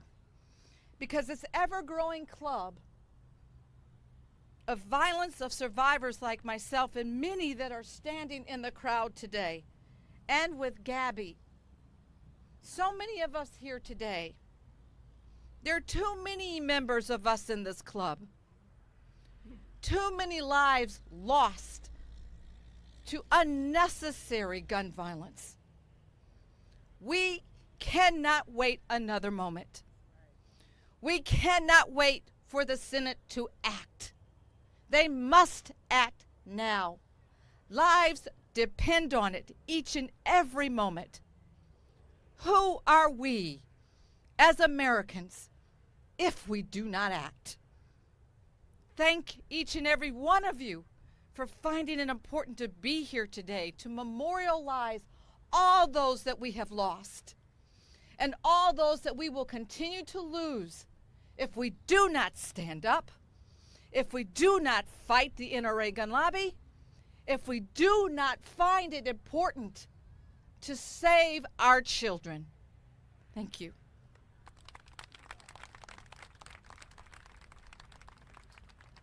Thank you, Representative. At this time, I'd like to call up Representative Robin Kelly. Good morning, and thank you so much. I, too, would like to thank Speaker Pelosi for her courage, her bravery, and her boldness, and for always leading the House in the right direction. I also want to thank Senators Murphy, Klobuchar, and Blumenthal, because I know it cannot be easy in your shoes, but you have not given up the fight. And I want to thank Gabby and Lucy and survivors in the audience, because you don't have to do this. You can go on with your life, but you're being so selfless, and you're sharing your stories, and you're fighting with us, and you're showing your courage and bravery. So I just want to give a hand to all the survivors in the audience, and thank you so much. Gun shootings in America, it's no secret, it's an epidemic. From the shootings that have impacted Buffalo, Chattanooga, Philadelphia this past week, to the daily gun violence impacting cities such as Chicago, where I represent. Memorial weekend, 43 people were shot in Chicago. Last weekend, 33 people were shot in Chicago. When, tell me when, is enough enough? How many have to die, or who is it, before we truly take action, before we get this done? I have been working since my first day in Congress and before to pass gun safety legislation, and I'm encouraged that we're taking action to combat gun violence when the House votes this week on the various bills. But don't be fooled, it's not just us. It's not going to take just us. We need all of you in the fight. We need you to call your senators and your House members to let them know that you are watching. You are watching, and what you see will influence what you do at the polls. Not telling you who to vote for, but what you see will influence what you do at the polls. And please, I hope some of you are from some of those red states, because we need your help there. We need your help there. I have a bill, my Prevent Gun Trafficking Act, which is included in the Protecting Our Kids Act, because you often hear Chicago has the toughest gun laws, but look what happens there. Well, over 60% of our crime guns come from Indiana and Wisconsin. And since I've been in Congress, the laws in Indiana and Wisconsin have gotten easier to buy a gun. And those of us that live in Illinois and live in Chicago, we are paying the price with our lives. So we have to get these bills passed. The Senate has to do their part. We don't want them to be the place where bills go to die.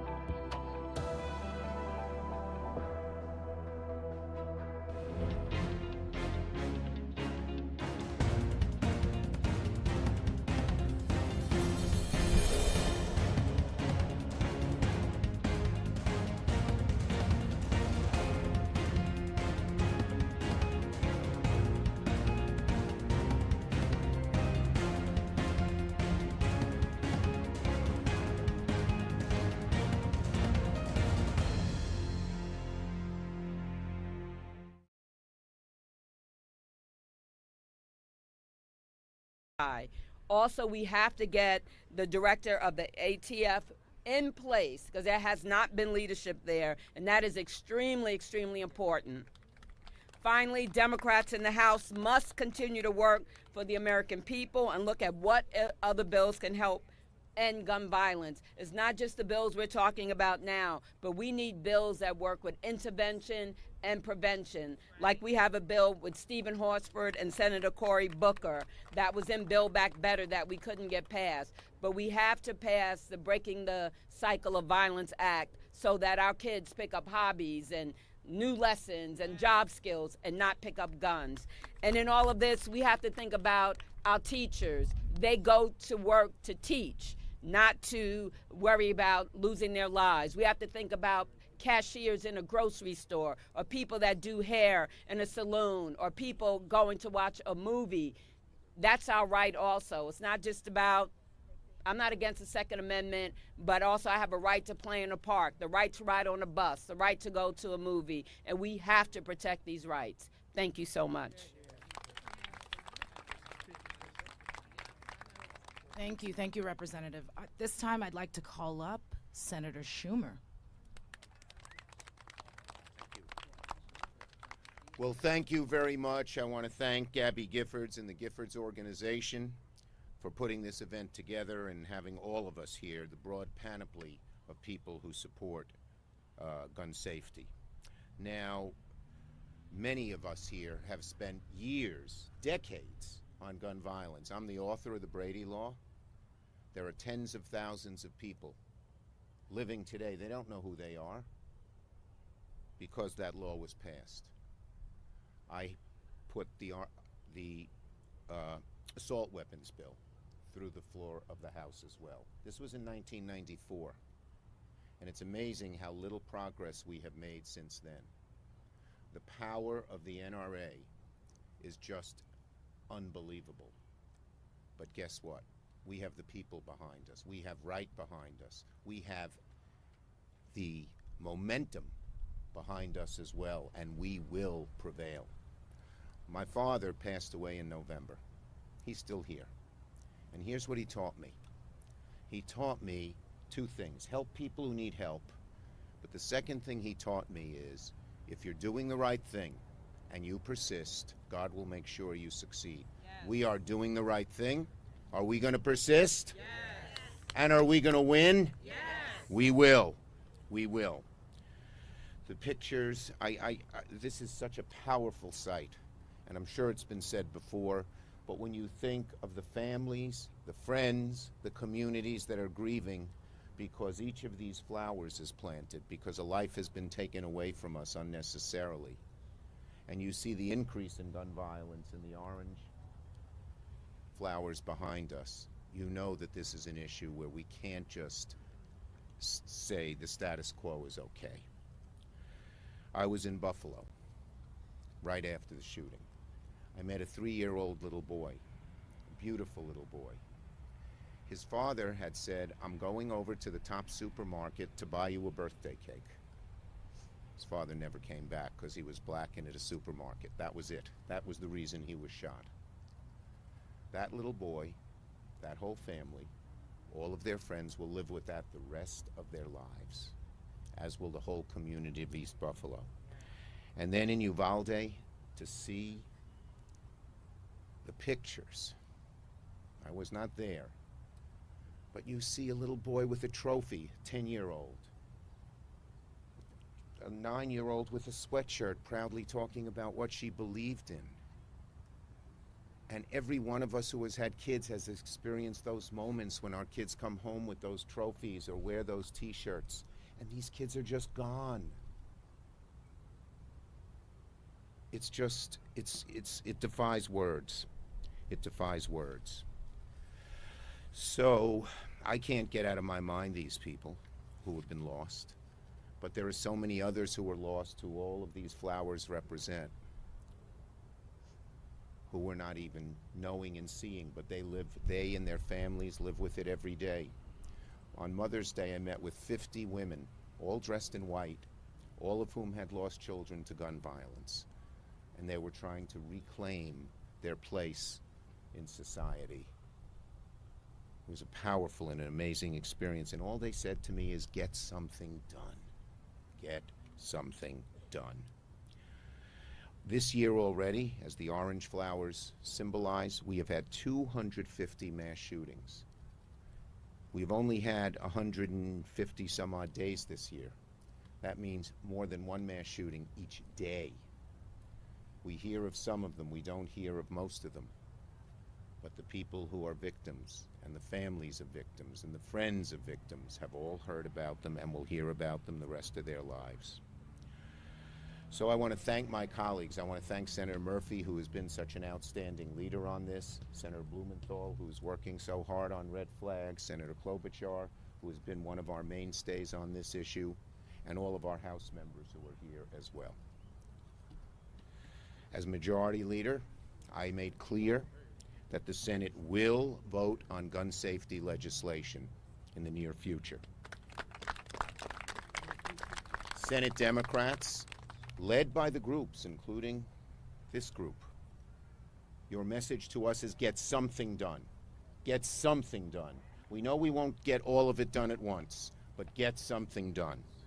And Senator Murphy has asked me to give him a little time. He's working very closely with some of the senators here and others, and we are giving him some time.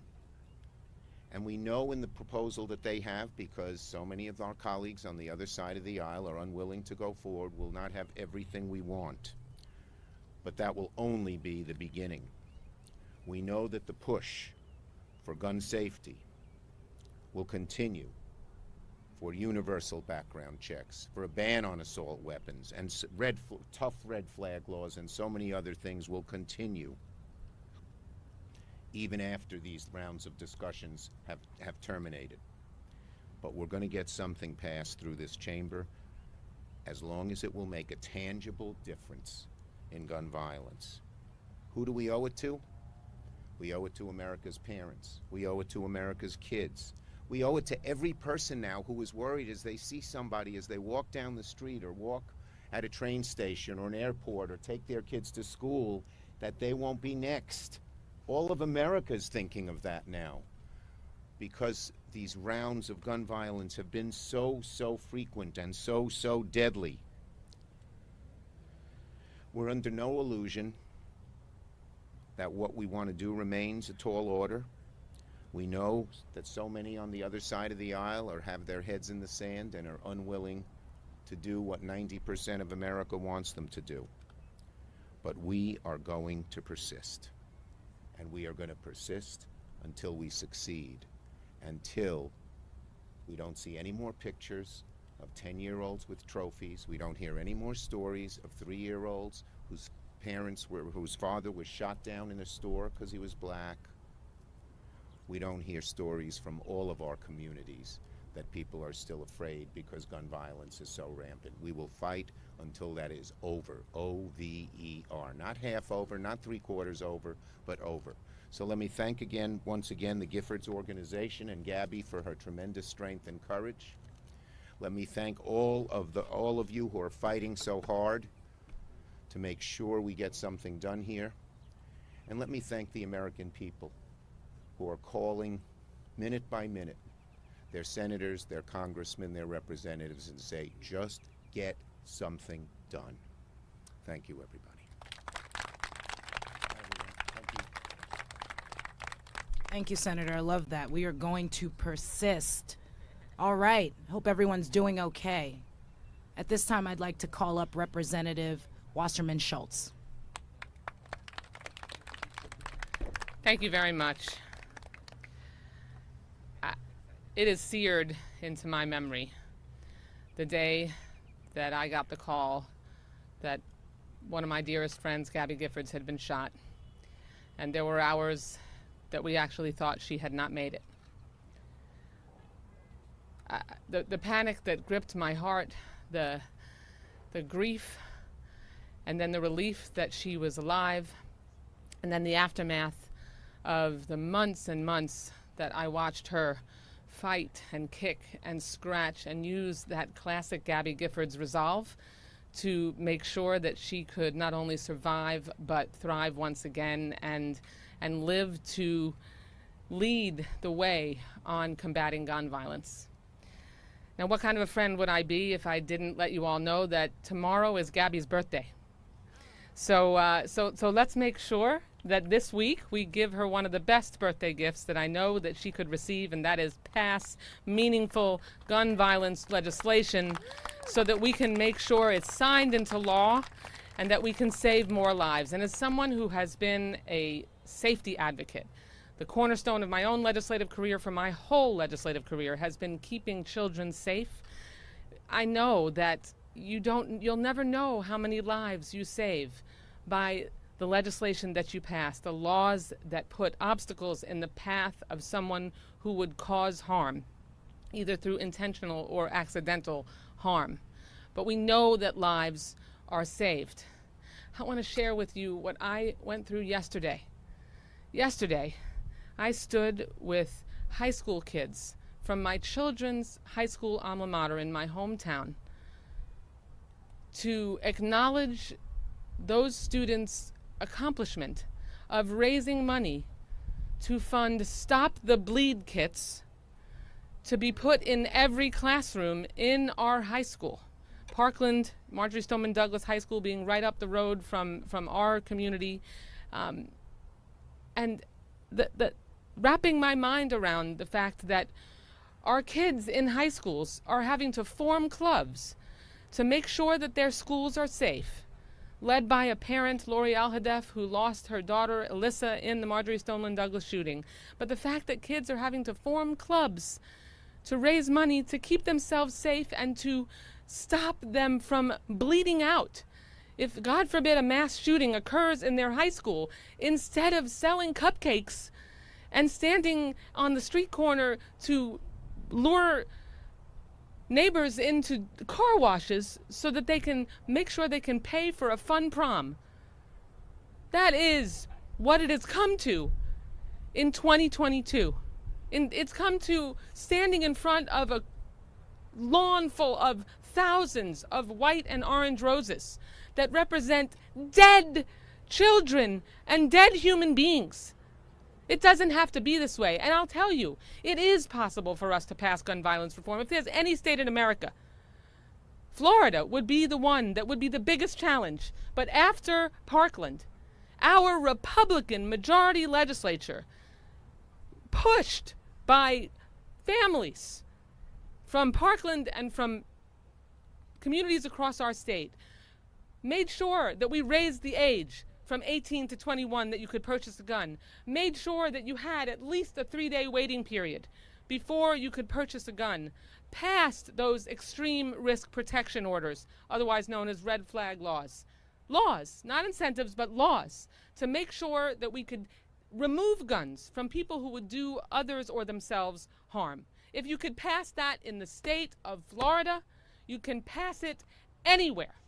And we have to make sure that we give you the resolve, give the parents in the communities across this country the resolve to continue to push us. That's why legislation that we are going to have in our package this week is going to continue to put pressure on the United States Senate to at least do something. We're legislators. As legislators, we delight in incremental change. We have to, or we would all crack up. But I'm here to tell you, and I'll close with this, and Senator Blumenthal is still here, and I want to thank him for being the Senate lead, as I am on the House side, to pass Jamie's law. Because one of those common sense things we can do, raise your hand if you already knew that ammunition is illegal to purchase if you are already a prohibited purchaser, a convicted felon, a domestic violence abuser, or adjudicated mentally ill. Did you know? Raise your hand if you knew that it's illegal to purchase ammunition. If you were in one of those categories, there are very few hands raised. You know what? It's illegal, and we don't check. There's no background check if you're to catch whether you're a prohibited purchaser. So we need to pass Jamie's law to just add a simple background check to make sure that someone who shouldn't have a gun and maybe can't get it because they're a convicted felon or in one of those categories also can't purchase thousands of rounds of ammunition with no questions asked. That's unacceptable, and we have to stop that. And I'm just thankful that my friend Gabby Giffords had the courage that she always had before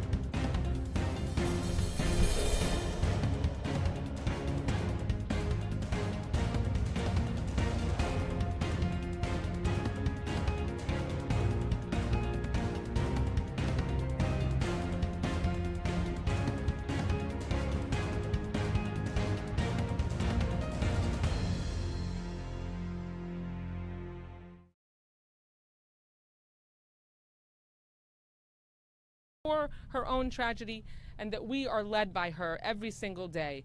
And she helps give us the resolve to keep going. Thank you so much. Thank you, Representative. I'd love to call up Representative Cicilline. Good morning. I am really delighted to be here. First, to see and be with Gabby Giffords again, who I had the privilege of serving with, and to thank her and Giffords for being such extraordinary leaders in this movement, and to thank in particular my colleague Lucy Macbeth, who every single day in the Judiciary Committee reminds us of why this fight is so critical, and surrounded by so many other colleagues. And I thank our Senate leaders who are here. And I want to just make a couple of points. One is, you know the numbers. We have a gun violence epidemic in America. Guns are now the leading cause of death for American kids. Let that sink in. The leading cause of death. More than 200 mass shootings this year alone, 27 school shootings this year alone, 45,000 families whose lives have been destroyed because of gun violence being symbolized by these flowers here today. And sometimes we lose sight because these numbers are so enormous. We should recognize that those who have survived gun violence or lost a loved one to gun violence, like Lucy or like Gabby or like so many who are here today, every time we have one of these gatherings to advocate for this, those families relive their experiences of getting that phone call, of identifying the body of a child, and all of the horrors that come from this gun violence. And so I think it is hardest to explain to anyone. I'm on the Foreign Affairs Committee and the Judiciary Committee. When I travel, inevitably, in every meeting with foreign leaders, they say, what is going on in America with guns? Why can't you fix this? Because great democracies can solve big problems. And to the young people who are part of this movement, I want to apologize to you. You should not have to be here. You should not have to be at a rally. You should not be demanding that you be able to go to school and be safe. That's on the adults. That's our responsibility, and we have failed you. But we have moved 2 really good bills to the Senate. We're going to move more this week, and it's on our Senate colleagues, particularly our Senate Republicans, who are blocking even universal criminal background checks, supported by 95% of the American people. Something is wrong, and by the way, it's not just the power of the gun lobby. It's the weakness of our elected officials who are willing to do the right thing to protect the lives of the constituents they serve. It's on the Republicans who are blocking this in the Senate. So I want to say thank you for being here. Thank you for what you are doing. We need to change the paradigm in America. So no longer can elected officials say, oh, you know, I'm worried. Politically, this might hurt me. It has to be the reverse. It has to be politically, you will not survive if you don't stand up and advance gun safety legislation in this country. That's the political risk, and you're helping change that. Thank you.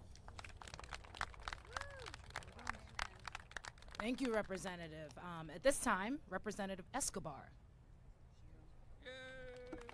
Buenos dias, everyone. Thank you so much for being here. I want to give a special shout out to the physicians, the moms, the kids, the gun owners, the Giffords participants. Thank you all for being here to put pressure on all of us. And I'm going to give a few words in Spanish for our Spanish language media. Les quiero dar las gracias a todos que están luchando con nosotros para evitar la tragedia que hemos visto en El Paso, en Uvalde, en otras comunidades.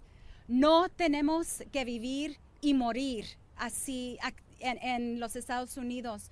Podemos cambiar las cosas si tenemos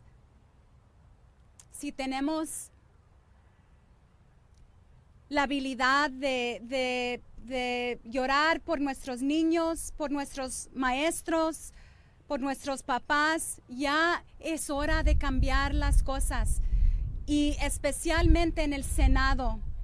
Tenemos colegas que no quieren cambiar las cosas, y por eso estamos aquí, para ponerle presión a cada persona que no quiere participar en ser parte de la solución.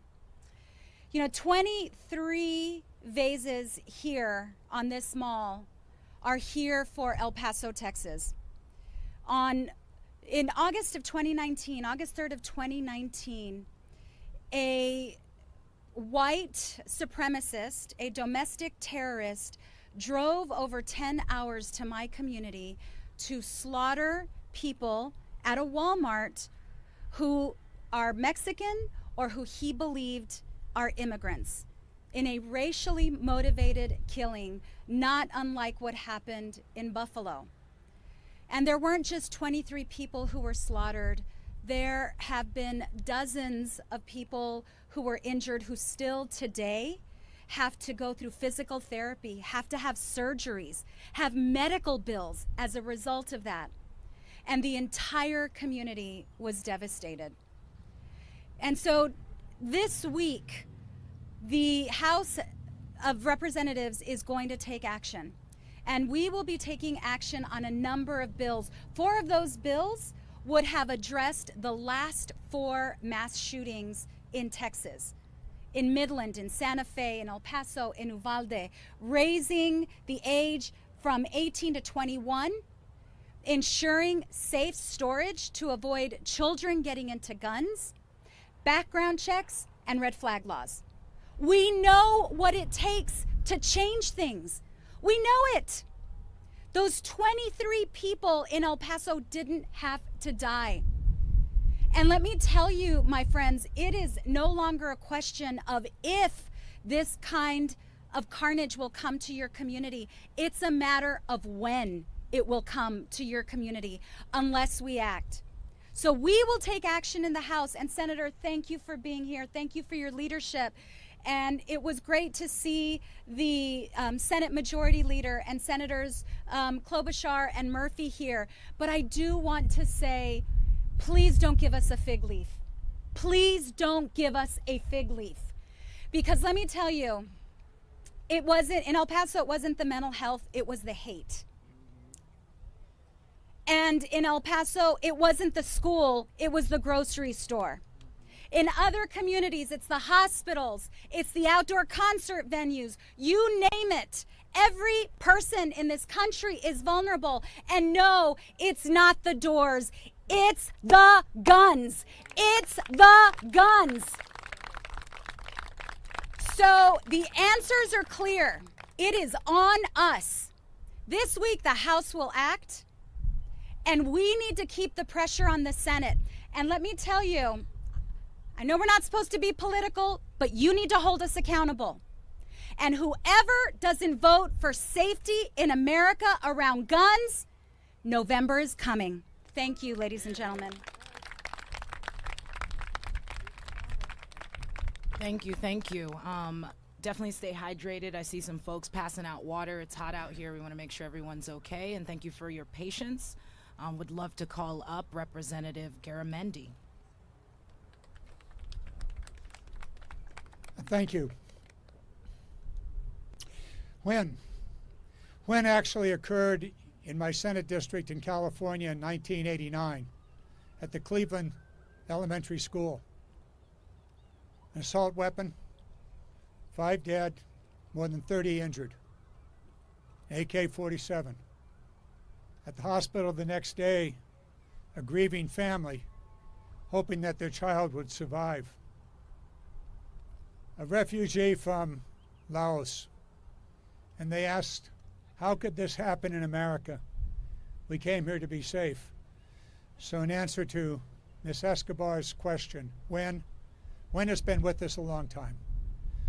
Gabby Gifford, wisdom, tenacity, courage, determination, all of those and more. 435 of us have been elected by Americans to solve a critical national problem. Wisdom, determination, courage, we need that now. We just need the very same courage of those children and that teacher in Uvalde as they fought for their lives. And the courage today. Do we have it? It's blowing in the wind, my friends. It's blowing in the wind. We'll see. Thank you.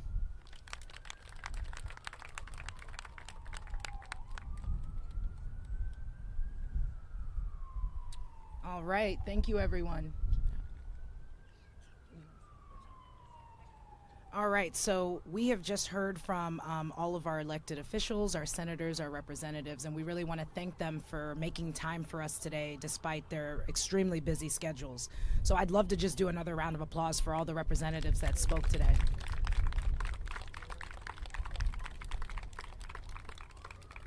All right, at this time, I'm going to introduce you all to a slew of amazing speakers, activists, you know, folks that work in the movement, folks that work outside of the movement that are inextricably linked to gun violence.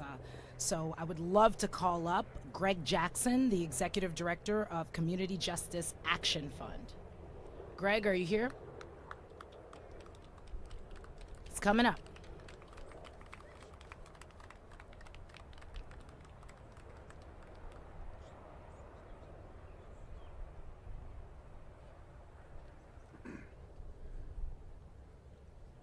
All right, good morning. Good morning. All right, thank you. I can always count on DC. So I'm Greg Jackson. I'm the Executive Director for the Community Justice Action Fund. We're an organization committed to ending gun violence in Black and brown communities. But I'm also here as a survivor of gun violence. And for too many of our communities, memorials aren't as beautiful as this. You know, on my corner, there was a young woman who was shot on a corner store on 16th Street. In her memorial is 6 bullet wounds in that corner store, 6 bullet holes. When we were in Buffalo, when you look at everything surrounding Top Supermarket, their memorial were flowers, balloons for those who have been lost, for grandmothers that have been lost. And since I was shot in 2013, every year we've seen 100,000 people shot or killed by gun violence like this. And so that means nearly 1 million people have been lost or directly impacted by gun violence. And those are more than just stats. Those are real people from our community. People like Karan Brown, who from my neighborhood and was part of a mentorship program I was a part of, lost his life days after organizing his own Stop the Violence event with the Boys Institute. Like Pearl Young, 77 years old in Buffalo, who was a former first lady of her church and gunned down by an assault rifle. Like Micaiah Wilson, who was shot while simply getting ice cream in her neighborhood and lost forever. And Pamela Thomas, who was so afraid of violence in her neighborhood here in Northeast DC that she wrote her own eulogy before being shot and killed in front of her son Rufus. These flowers do not represent numbers or stats. They represent real people, real lives, and real trauma in our communities every day. And what I will say is that the communities are resilient. We have leaders behind me, leaders to the left of me that are fighting every single day to do this hard work to save lives and putting their lives on the line every single day. People like Dante Barksdale in Baltimore, who devoted his entire life to doing violence intervention work, underpaid, overworked, and unfortunately lost his life to gun violence while trying to intervene in conflict. We know that our communities have the leaders that are doing the work.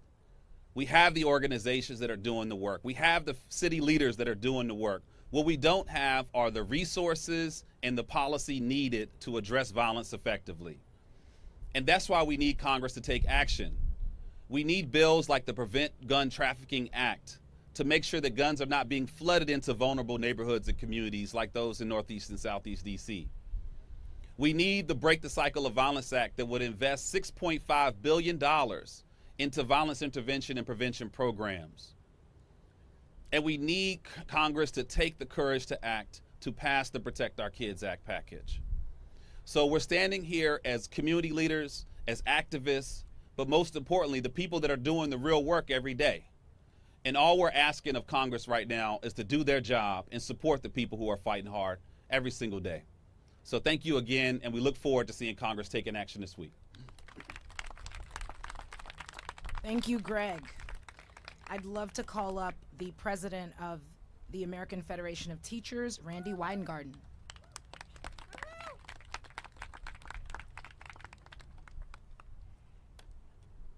So everyone has spoken so eloquently and from the heart about what we need and what we want.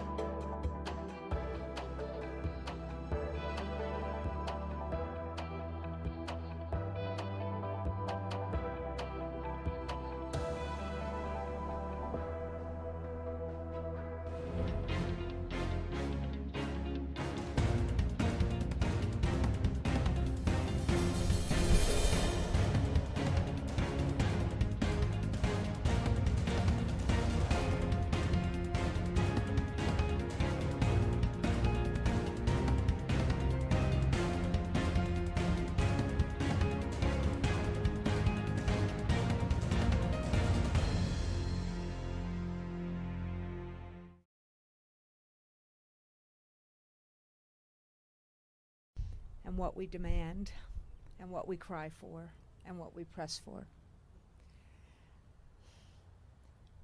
There's anger, there's sadness, there's sorrow. There's a sense of resilience and persistence. And these activists behind me, they're never going to stop. Thank God. And in their name,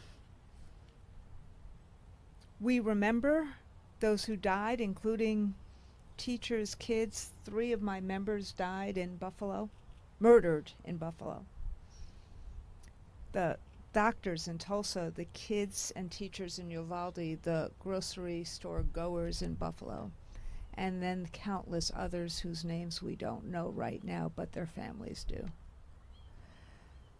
Guns and hate create violence. In lots of other places in the world, there's hate. But because of the laws that have been passed, there's not the mass shootings that we have here. No one is talking about the Second Amendment. No one is calling for us doing any violence to the Second Amendment. What we are calling for is gun safety. When we called for airline safety, everyone came on board. When we called for motor vehicle safety, people came on board. When we called for tobacco safety and alcohol safety, why can't we have safety when it comes to guns? Why can't people's lives be more important? There are things we can do. There are things we can do. We're all doing our jobs. Becky's members, my members. Every activist is doing his, her, or their jobs. I'll end with this. I was in Buffalo last week, and at the Topps Memorial, before we were about to do a community rally, and a young woman with her daughter, with chalk in hand, just wrote, "Do something." Yes, of course we will hold people accountable if they don't.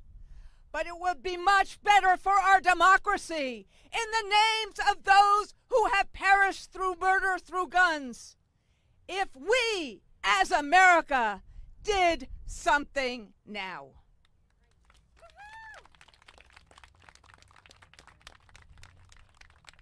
Thank you, Randy. Fired up. I'm excited. At this time, I would love to call up Tia Bell, the CEO of the Trigger Project.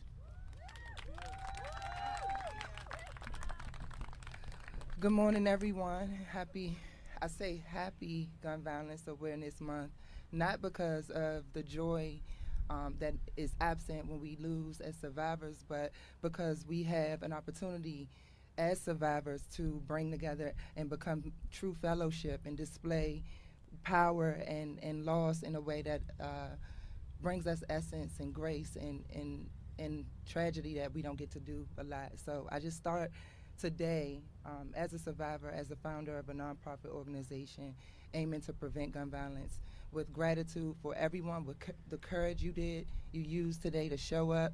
I want to acknowledge that because we're pushing policy, we're pushing laws, we're standing here together, but it is very hard to wake up and get up and do what we do, being if you're on one side of the camera or the other. So I just want to start with gratitude for Giffords and for the fellowship of all of us survivors. Please give yourselves a hug for me.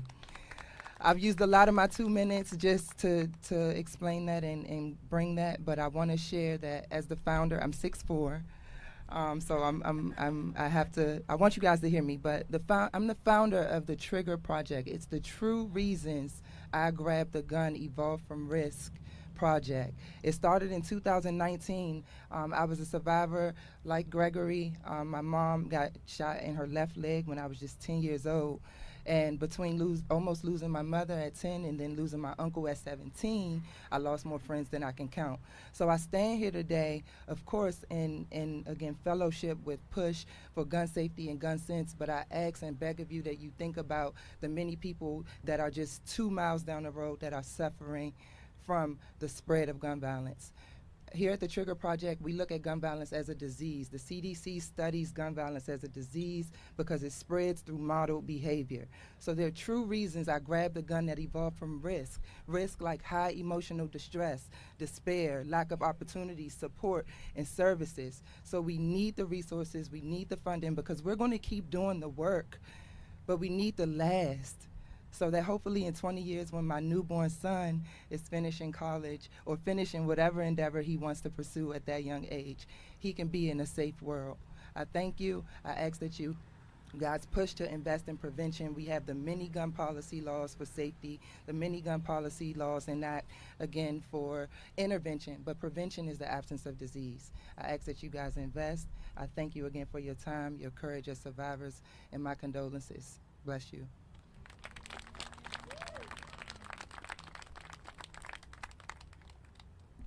Thank you, Tia. Would love to call up Chris Brown, the president of Brady.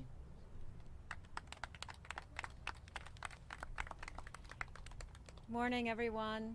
My name is Chris Brown. I'm the president of Brady. And I just want to say thank you to Giffords for hosting this event, for giving us a platform, all of us in the gun violence prevention movement, all of the survivors that I see, and all of you, thank you for joining us today, because we're on the right side of history. I hope all of America is paying attention, because we collectively, all of us, have had enough. We, as parents, as children, as mothers, daughters, nephews, nieces, look every day and wonder, are we safe? Can we walk down the street? Can we go to the movies? Can we go to school? Can we shop at our grocery store and be safe and not be targeted by a combination of hate and complete ease in accessing guns in this country? It's hard for me to reflect on how many horrific things all of us have been witnessing over the last couple of weeks, in particular on the news, about the impact of gun violence. For many of you here today, you know that well, deeply, and personally. One that sticks with me the most as a mother of an 18 and 20-year-old is a conversation that a mother in Uvalde had with her daughter, terrified after being in the school, obviously grateful to have survived. She asked her mother, "Mommy, what picture will you show of me when I'm shot at school?" Just let that sit for a minute and understand that the trauma we are inflicting on our children is horrific. And the thing, as the president of Brady, that upsets me the most is that it is absolutely preventable, because laws work. Laws actually work. And I don't have to say that in a hypothetical way. I know it, because Jim and Sarah Brady passed the Brady background check system. And it's been in effect for more than a quarter century. And guess how many gun purchases have been stopped by that law? Over 4 million and counting. More than 600 every single day are stopped. And you know what is the most upsetting part of this? That still 1 in 5 guns is sold today with no background check at all. And the answer is very simple. It's sitting in the Senate. And it has been for over a year. It's called H.R. 8. And it stands for a very simple proposition that I think is very important for every single American. You all know. but every person listening to understand. When the Brady Law was enacted in 1993, it was before something called the internet was invented. It's before gun shows were big business, and today they are. As a result, private sellers, not technically subject to the Brady Law, because they weren't around in big number at the time, can sell guns with no background check at all. And people are dying every day because of this. That's what's at stake. And let me just say something, I think, about the Second Amendment here. What we're talking about with the Brady Law and all of these bills that the House is marking up is our public safety. It is about whether we live or die. It's about our right, constitutional rights, enshrined by John Locke and Forward, to life, liberty, and the pursuit of happiness. No American wants a version of the Second Amendment that is an insurrectionist version that swallows every other basic right, including the most fundamental right to live. So I ask members of the United States Senate, because the House has done their job. We have a few members in the United States Senate that belong to one party that say things after Uvalde like, oh, it's about the doors.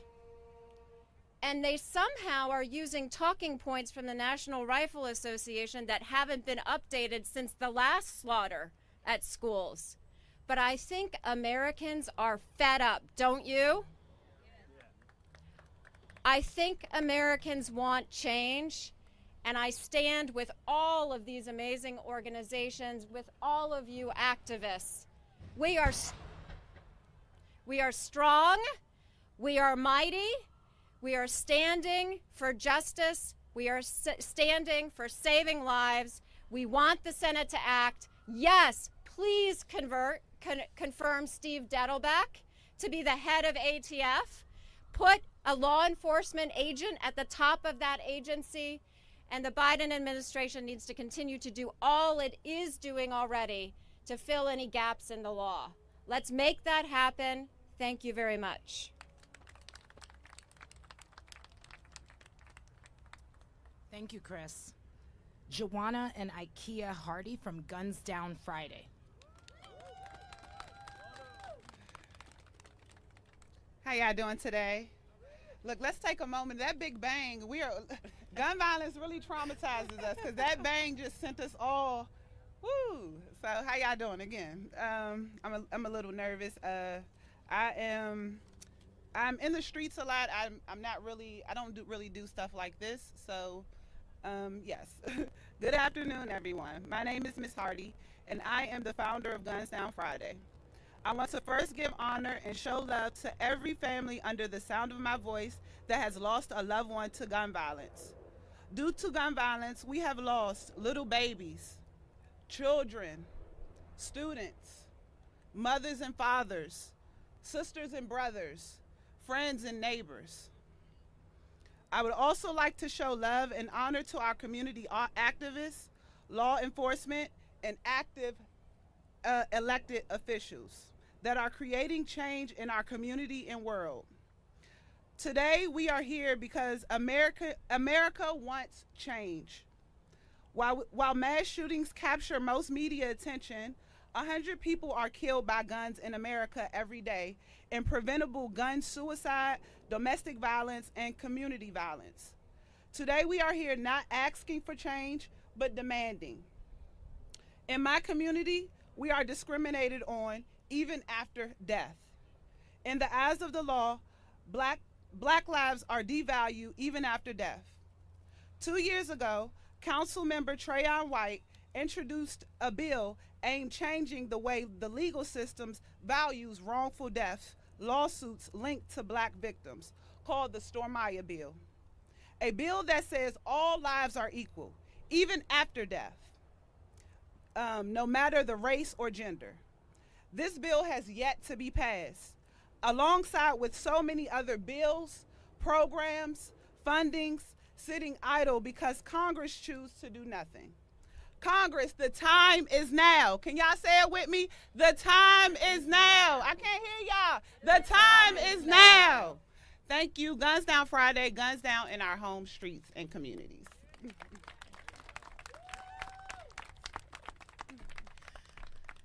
Hi, hello everyone. My name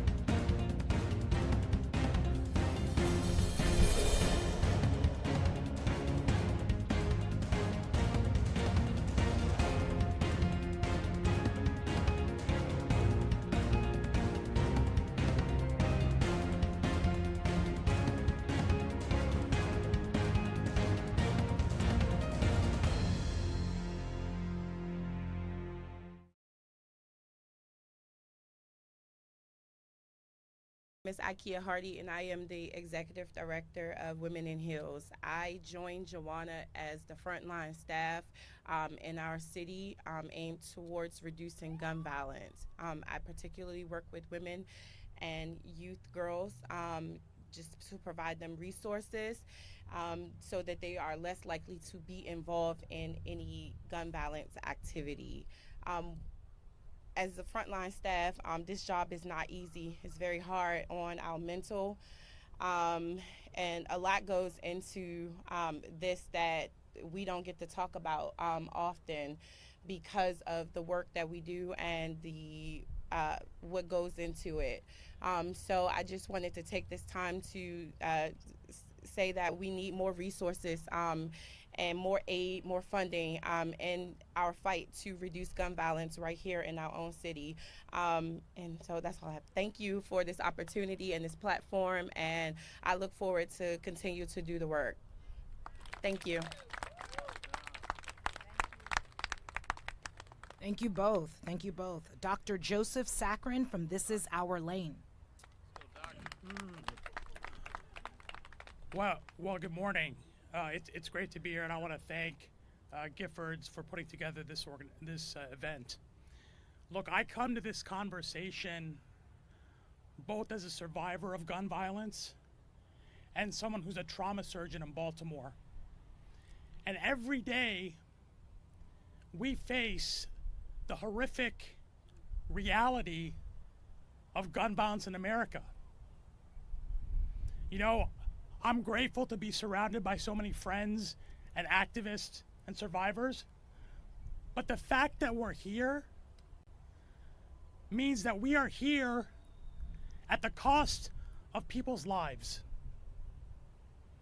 And I'll tell you what, as we stand on the heels of Uvalde, where children were massacred at school, and Buffalo, where you had a person that massacred a black community. As you've heard earlier, these mass shootings that get the attention of the media and the public are less than 2% of the public health problem we face. And in fact, in cities like Baltimore where I work, every day, like last night when I was on call, we have young black men, we have pregnant moms, we have high school students that are being slaughtered on our streets. And we have the responsibility to tell those stories. You know, when you think about what's happening in America, we continue to wake up day after day with these senseless tragedies. And of course, these flowers that represent those that have died are so significant. We always talk about the death. But don't forget that for every one of these deaths, there are about 2 to 3 non-fatal injuries. And it's not just the physical trauma. It's also the mental and the emotional trauma. I mean, imagine this. A child in America took blood off of a dead classmate and rubbed it on herself in hopes that if the gunman came back, he would think she was dead. That's happening in America now. We should be ashamed. This is unacceptable. I love my job. I love what I do. But the best medical treatment is prevention. And I can't tell you the worst part of my job is having to go out and to talk to these moms and dads and explain to them that their child that left that morning is never coming home again. There's no more birthdays or graduations. They're just left with simply the picture of their child on that wall. We can't accept that. We must not accept that. And you want to know what? When you look at Americans, Americans are not divided. The majority of Americans want common sense legislation. We must demand that our Senate act, not one more moment. This is not a Democratic problem. It's not a Republican problem. It's a uniquely American problem. And I implore the Senate to act this week and not waste another moment. Thank you. Thank you, Doctor. Would love to call up Becky Pringle, the president of the National Education Association.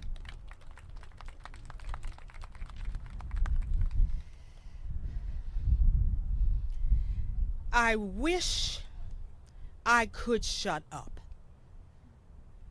but I can't, and I won't. Those words by Bishop Desmond Tutu capture the level of resolve and determination we must have in this moment. I am Becky Pringle, president of the National Education Association. I stand before you with the power and might of the 3 million members of the NEA saying they will not shut up, they will not stop, they will not give in until Congress and the Senate do their jobs.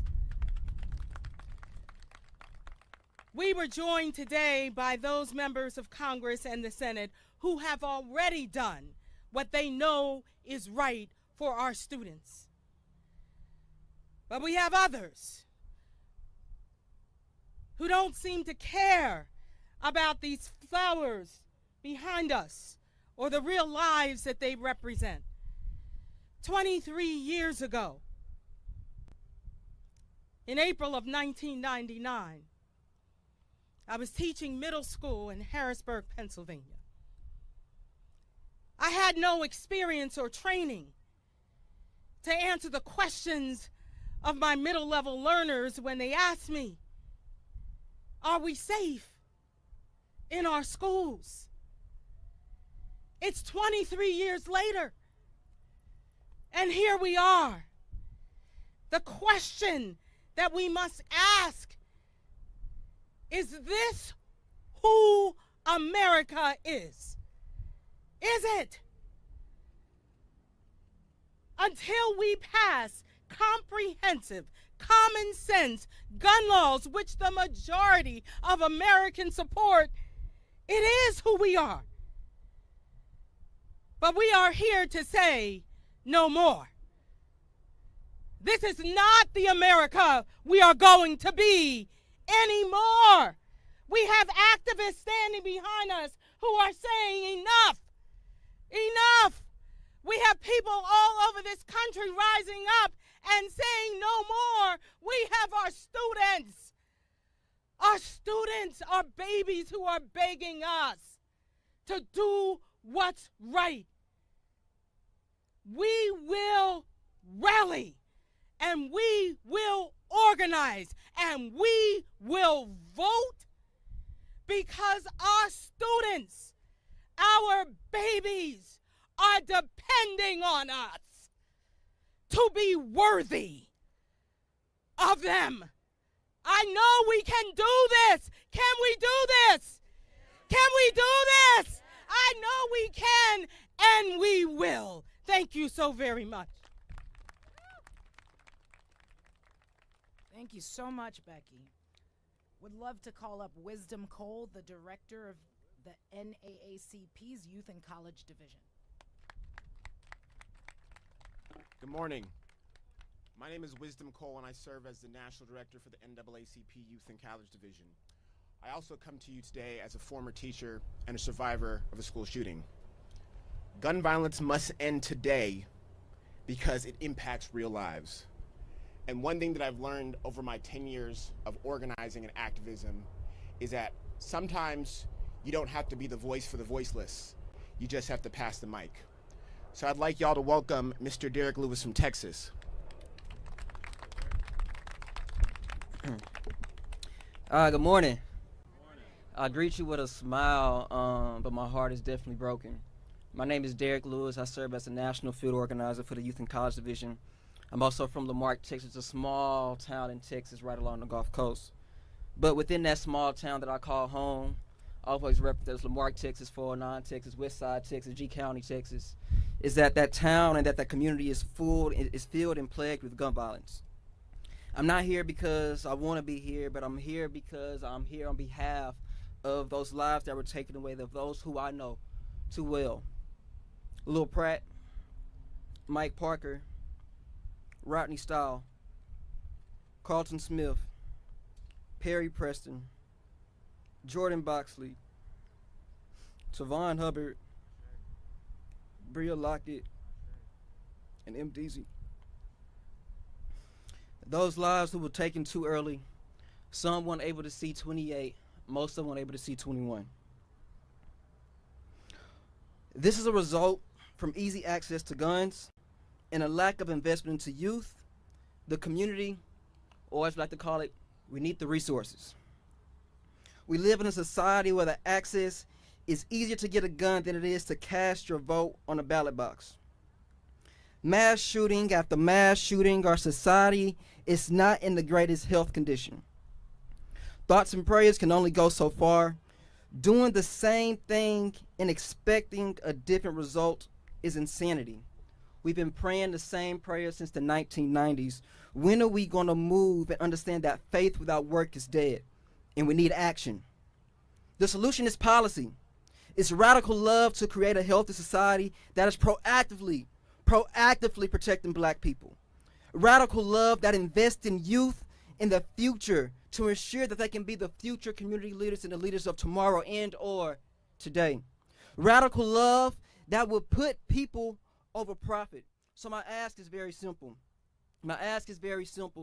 Is that we have real leaders who understand faith without works is dead, that no thoughts and prayers but policy, banning AR-15s, universal background checks, establishing domestic terrorists, yes, I said establishing a domestic terror list, and enforcing red flag laws. This has been enough bloodshed to act, and clearly to any elected official, and for those who have voting power, if they don't act, vote them out.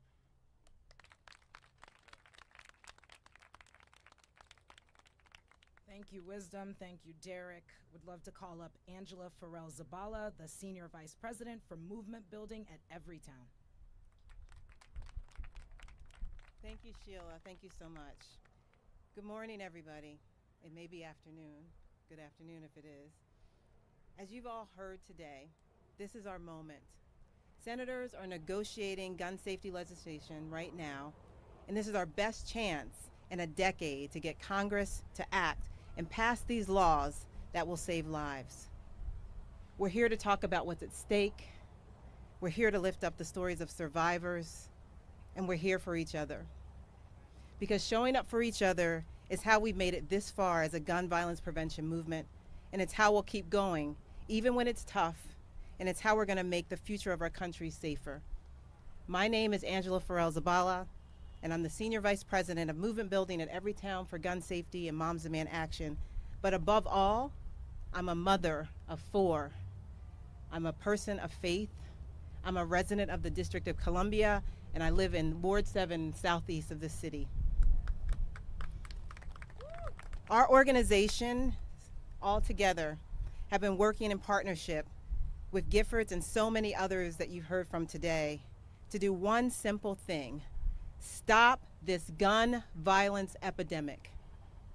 I want to extend my personal gratitude to survivors here today for sharing their stories, and for all those who have spoken today, and all those for showing up, and everyone across the country who's turning in on live stream. As I said, our moment is right now. Every day in this country, more than 110 people are killed with guns, and hundreds more are wounded. It simply doesn't have to be this way. We don't have to accept this as normal. The Senate needs to hear from us. That means wearing out our dial pads, recruiting our family and friends to do the same, and making sure that there isn't 1 second that our target senators' offices or that their phones aren't ringing off the hooks with one of us on the other end of the line. Already hundreds and thousands have sent messages.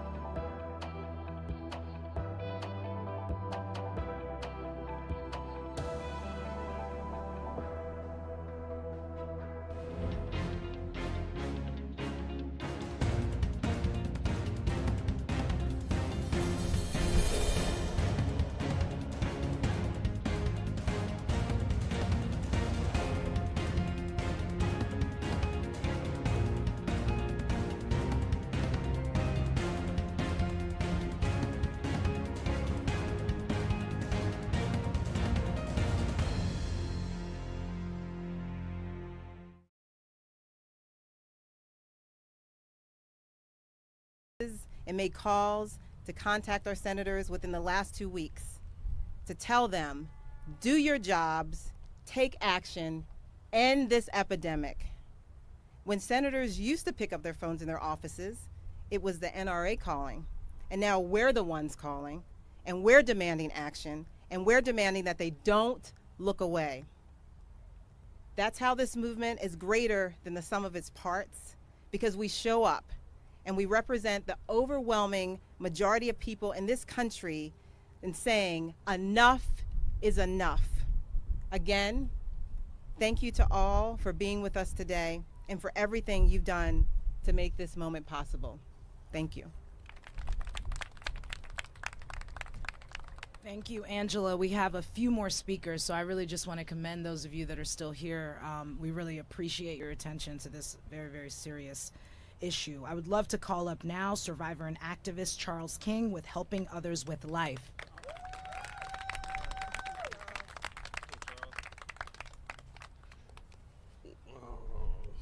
Excuse me. Good morning. It's still morning. I'll start off by saying thank you to everyone who came out to support me and to support everyone with this event, especially the people from Building Blocks. I really appreciate y'all being here and being patient with the process.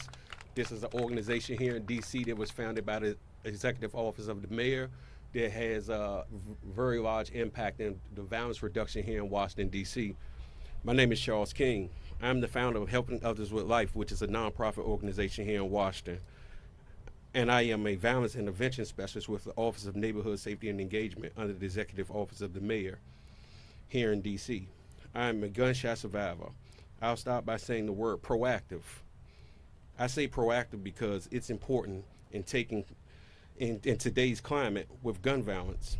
I support universal background checks. The President pledged to provide funding to help reduce violence in areas of violence intervention funding and several other ways that I support. Today we stand before a gun violence memorial with a total of 45,222 flowers representing lives lost to gun violence in 2020. In 2020, I experienced gun violence personally as the mother of my son was a victim to gun violence that caused her death. She is represented today in this memorial of flowers. During my life, I have known gun violence victims, some fatal, some non-fatal. Now, today I am on the front lines doing the work personally to help reduce gun violence by having a proactive approach. I personally know that if we can reduce the guns with some of the measures being asked upon today by the people here, we can reduce the number of deaths potentially. I stand before everyone here with everyone here to collectively help hopefully save some lives. I stand here hoping that our voices are heard so we don't have to experience another Buffalo or Texas incident. Before I end, I want to say together we stand, divided we fall, and thank you to the Office of Ms. Giffords for the opportunity to be heard on this issue, and thank you to my son for being here with me today as I lend my voice on an issue that has affected us, impacted our lives both. Before I close, I just want to say thank you to everyone that does the work, the violence intervention work, because this is real work. We don't have the resources of the police department. Only thing we have is our word and our reputation and our credibility. And sometimes we can wind up being victims going into situations where there's a whole slew of violence going on. I live here in the Washington, D.C. area, and as you know, across the United States, the murder rate is rising drastically. The thing that I can say is I'm going to keep doing the work, and I know that those that's here that I see and that I acknowledge, I know that they're going to keep doing the work too. This isn't work to us. There's no amount of money that can compensate us for what we do on a daily basis. Thank you.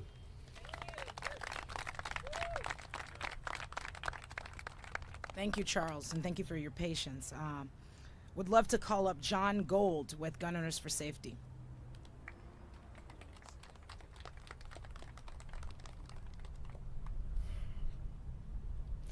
Slaughter is too easy in this country, and it needs to stop. I've already been introduced, so I'm going to move forward. I was told today to make this personal, and I'll get there. But as a firearms instructor of over 2 decades, I know that my Second Amendment rights and supporting practical gun safety measures are not mutually exclusive. They are necessary, they are prudent, and they are urgent.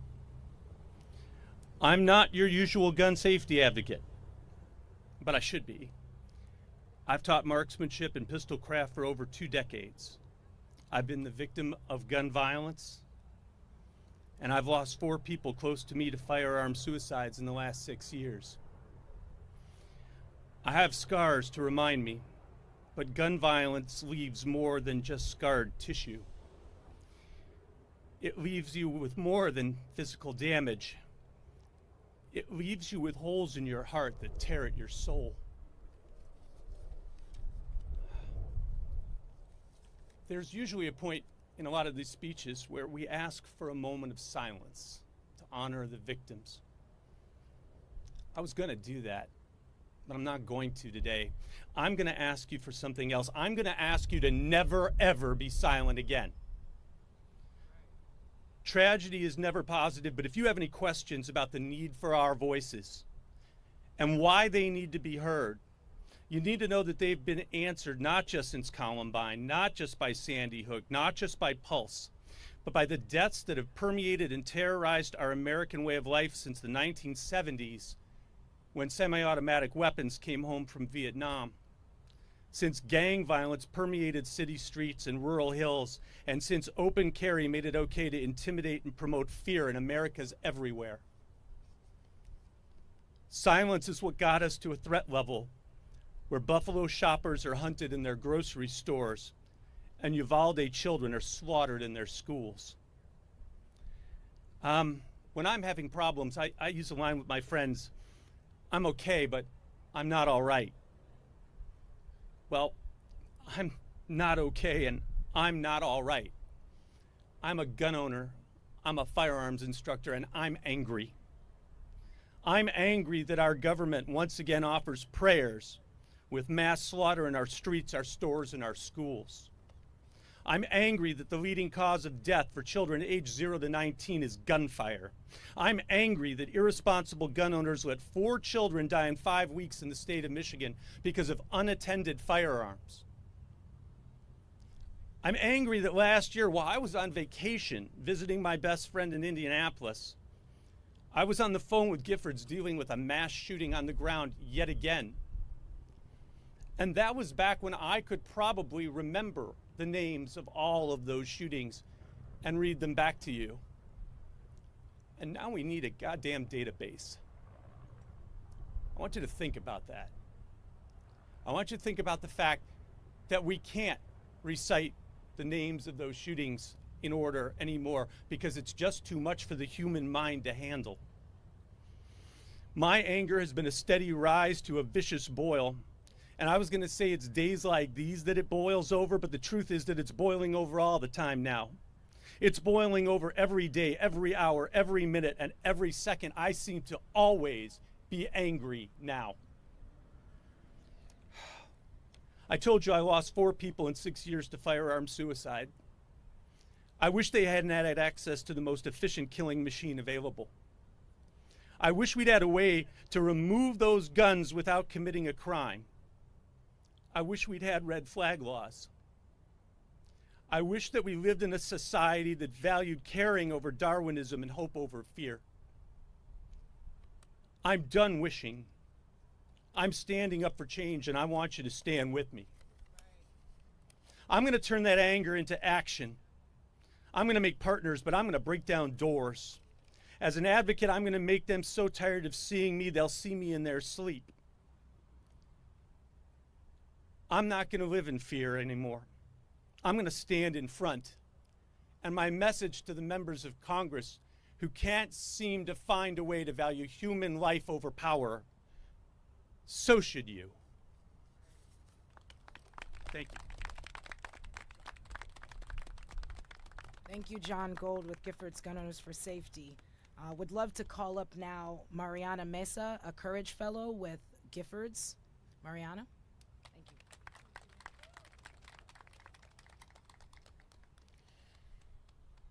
Hello everyone, my name is Mariana Mesa, and I am grateful for the opportunity to speak with you today as a Giffords Courage Fellow, traveling in from my hometown of El Paso, Texas. A city you perhaps recognize from a now fleeting story in the slew of your daily news. El Paso, a sprawling hearth of Latina culture and communal love as vibrant and unrelenting as the vivid sunsets and mountainous horizon that cradle it. Yet, the racially motivated massacre on August 3rd, 2019, rendered the beauty of my border community and its passionate individuals the subject of your yearly condolences masked behind the phrase, El Paso Strong. Similar to numerous every schools, every homes, every towns like my own. Oxford Strong, Uvalde Strong, sister cities in their transient notoriety left to find strength in devastation as our leaders shield themselves behind their sympathetic proclamations and vacant calls for action, each identical to the last. Leaders like Governor Greg Abbott are responsible for a heart-wrenching reality in which the names and the families behind these memorials become martyrs for the burgeoning pockets of politicians. Even just a few years of organizing in my community's name, including as a Courage Fellow, acquainted me with the fact that an extensive portion of those who carry the burden of martyrdom under gun violence are young people, with firearms constituting the leading cause of death amongst children.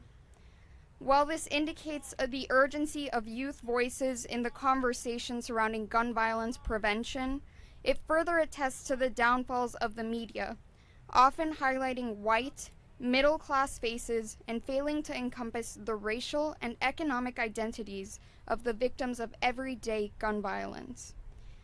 For the sake of Latina communities like mine and like Uvalde, do not forget about us again.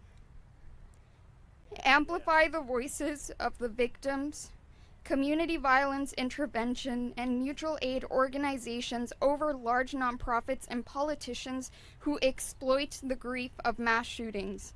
Additionally, recognize that gun violence transcends these incidents deemed newsworthy. Those closest to us, those most vulnerable can be affected, and thus necessitate an intersectional and comprehensive approach to community violence. We must deconstruct the culture of gun violence in America beyond regulating firearms, palatable rhetoric, and performative action. Do not grow complacent. Do not turn your back on us, for gun violence pierces through every lingering second of your inaction. Thank you.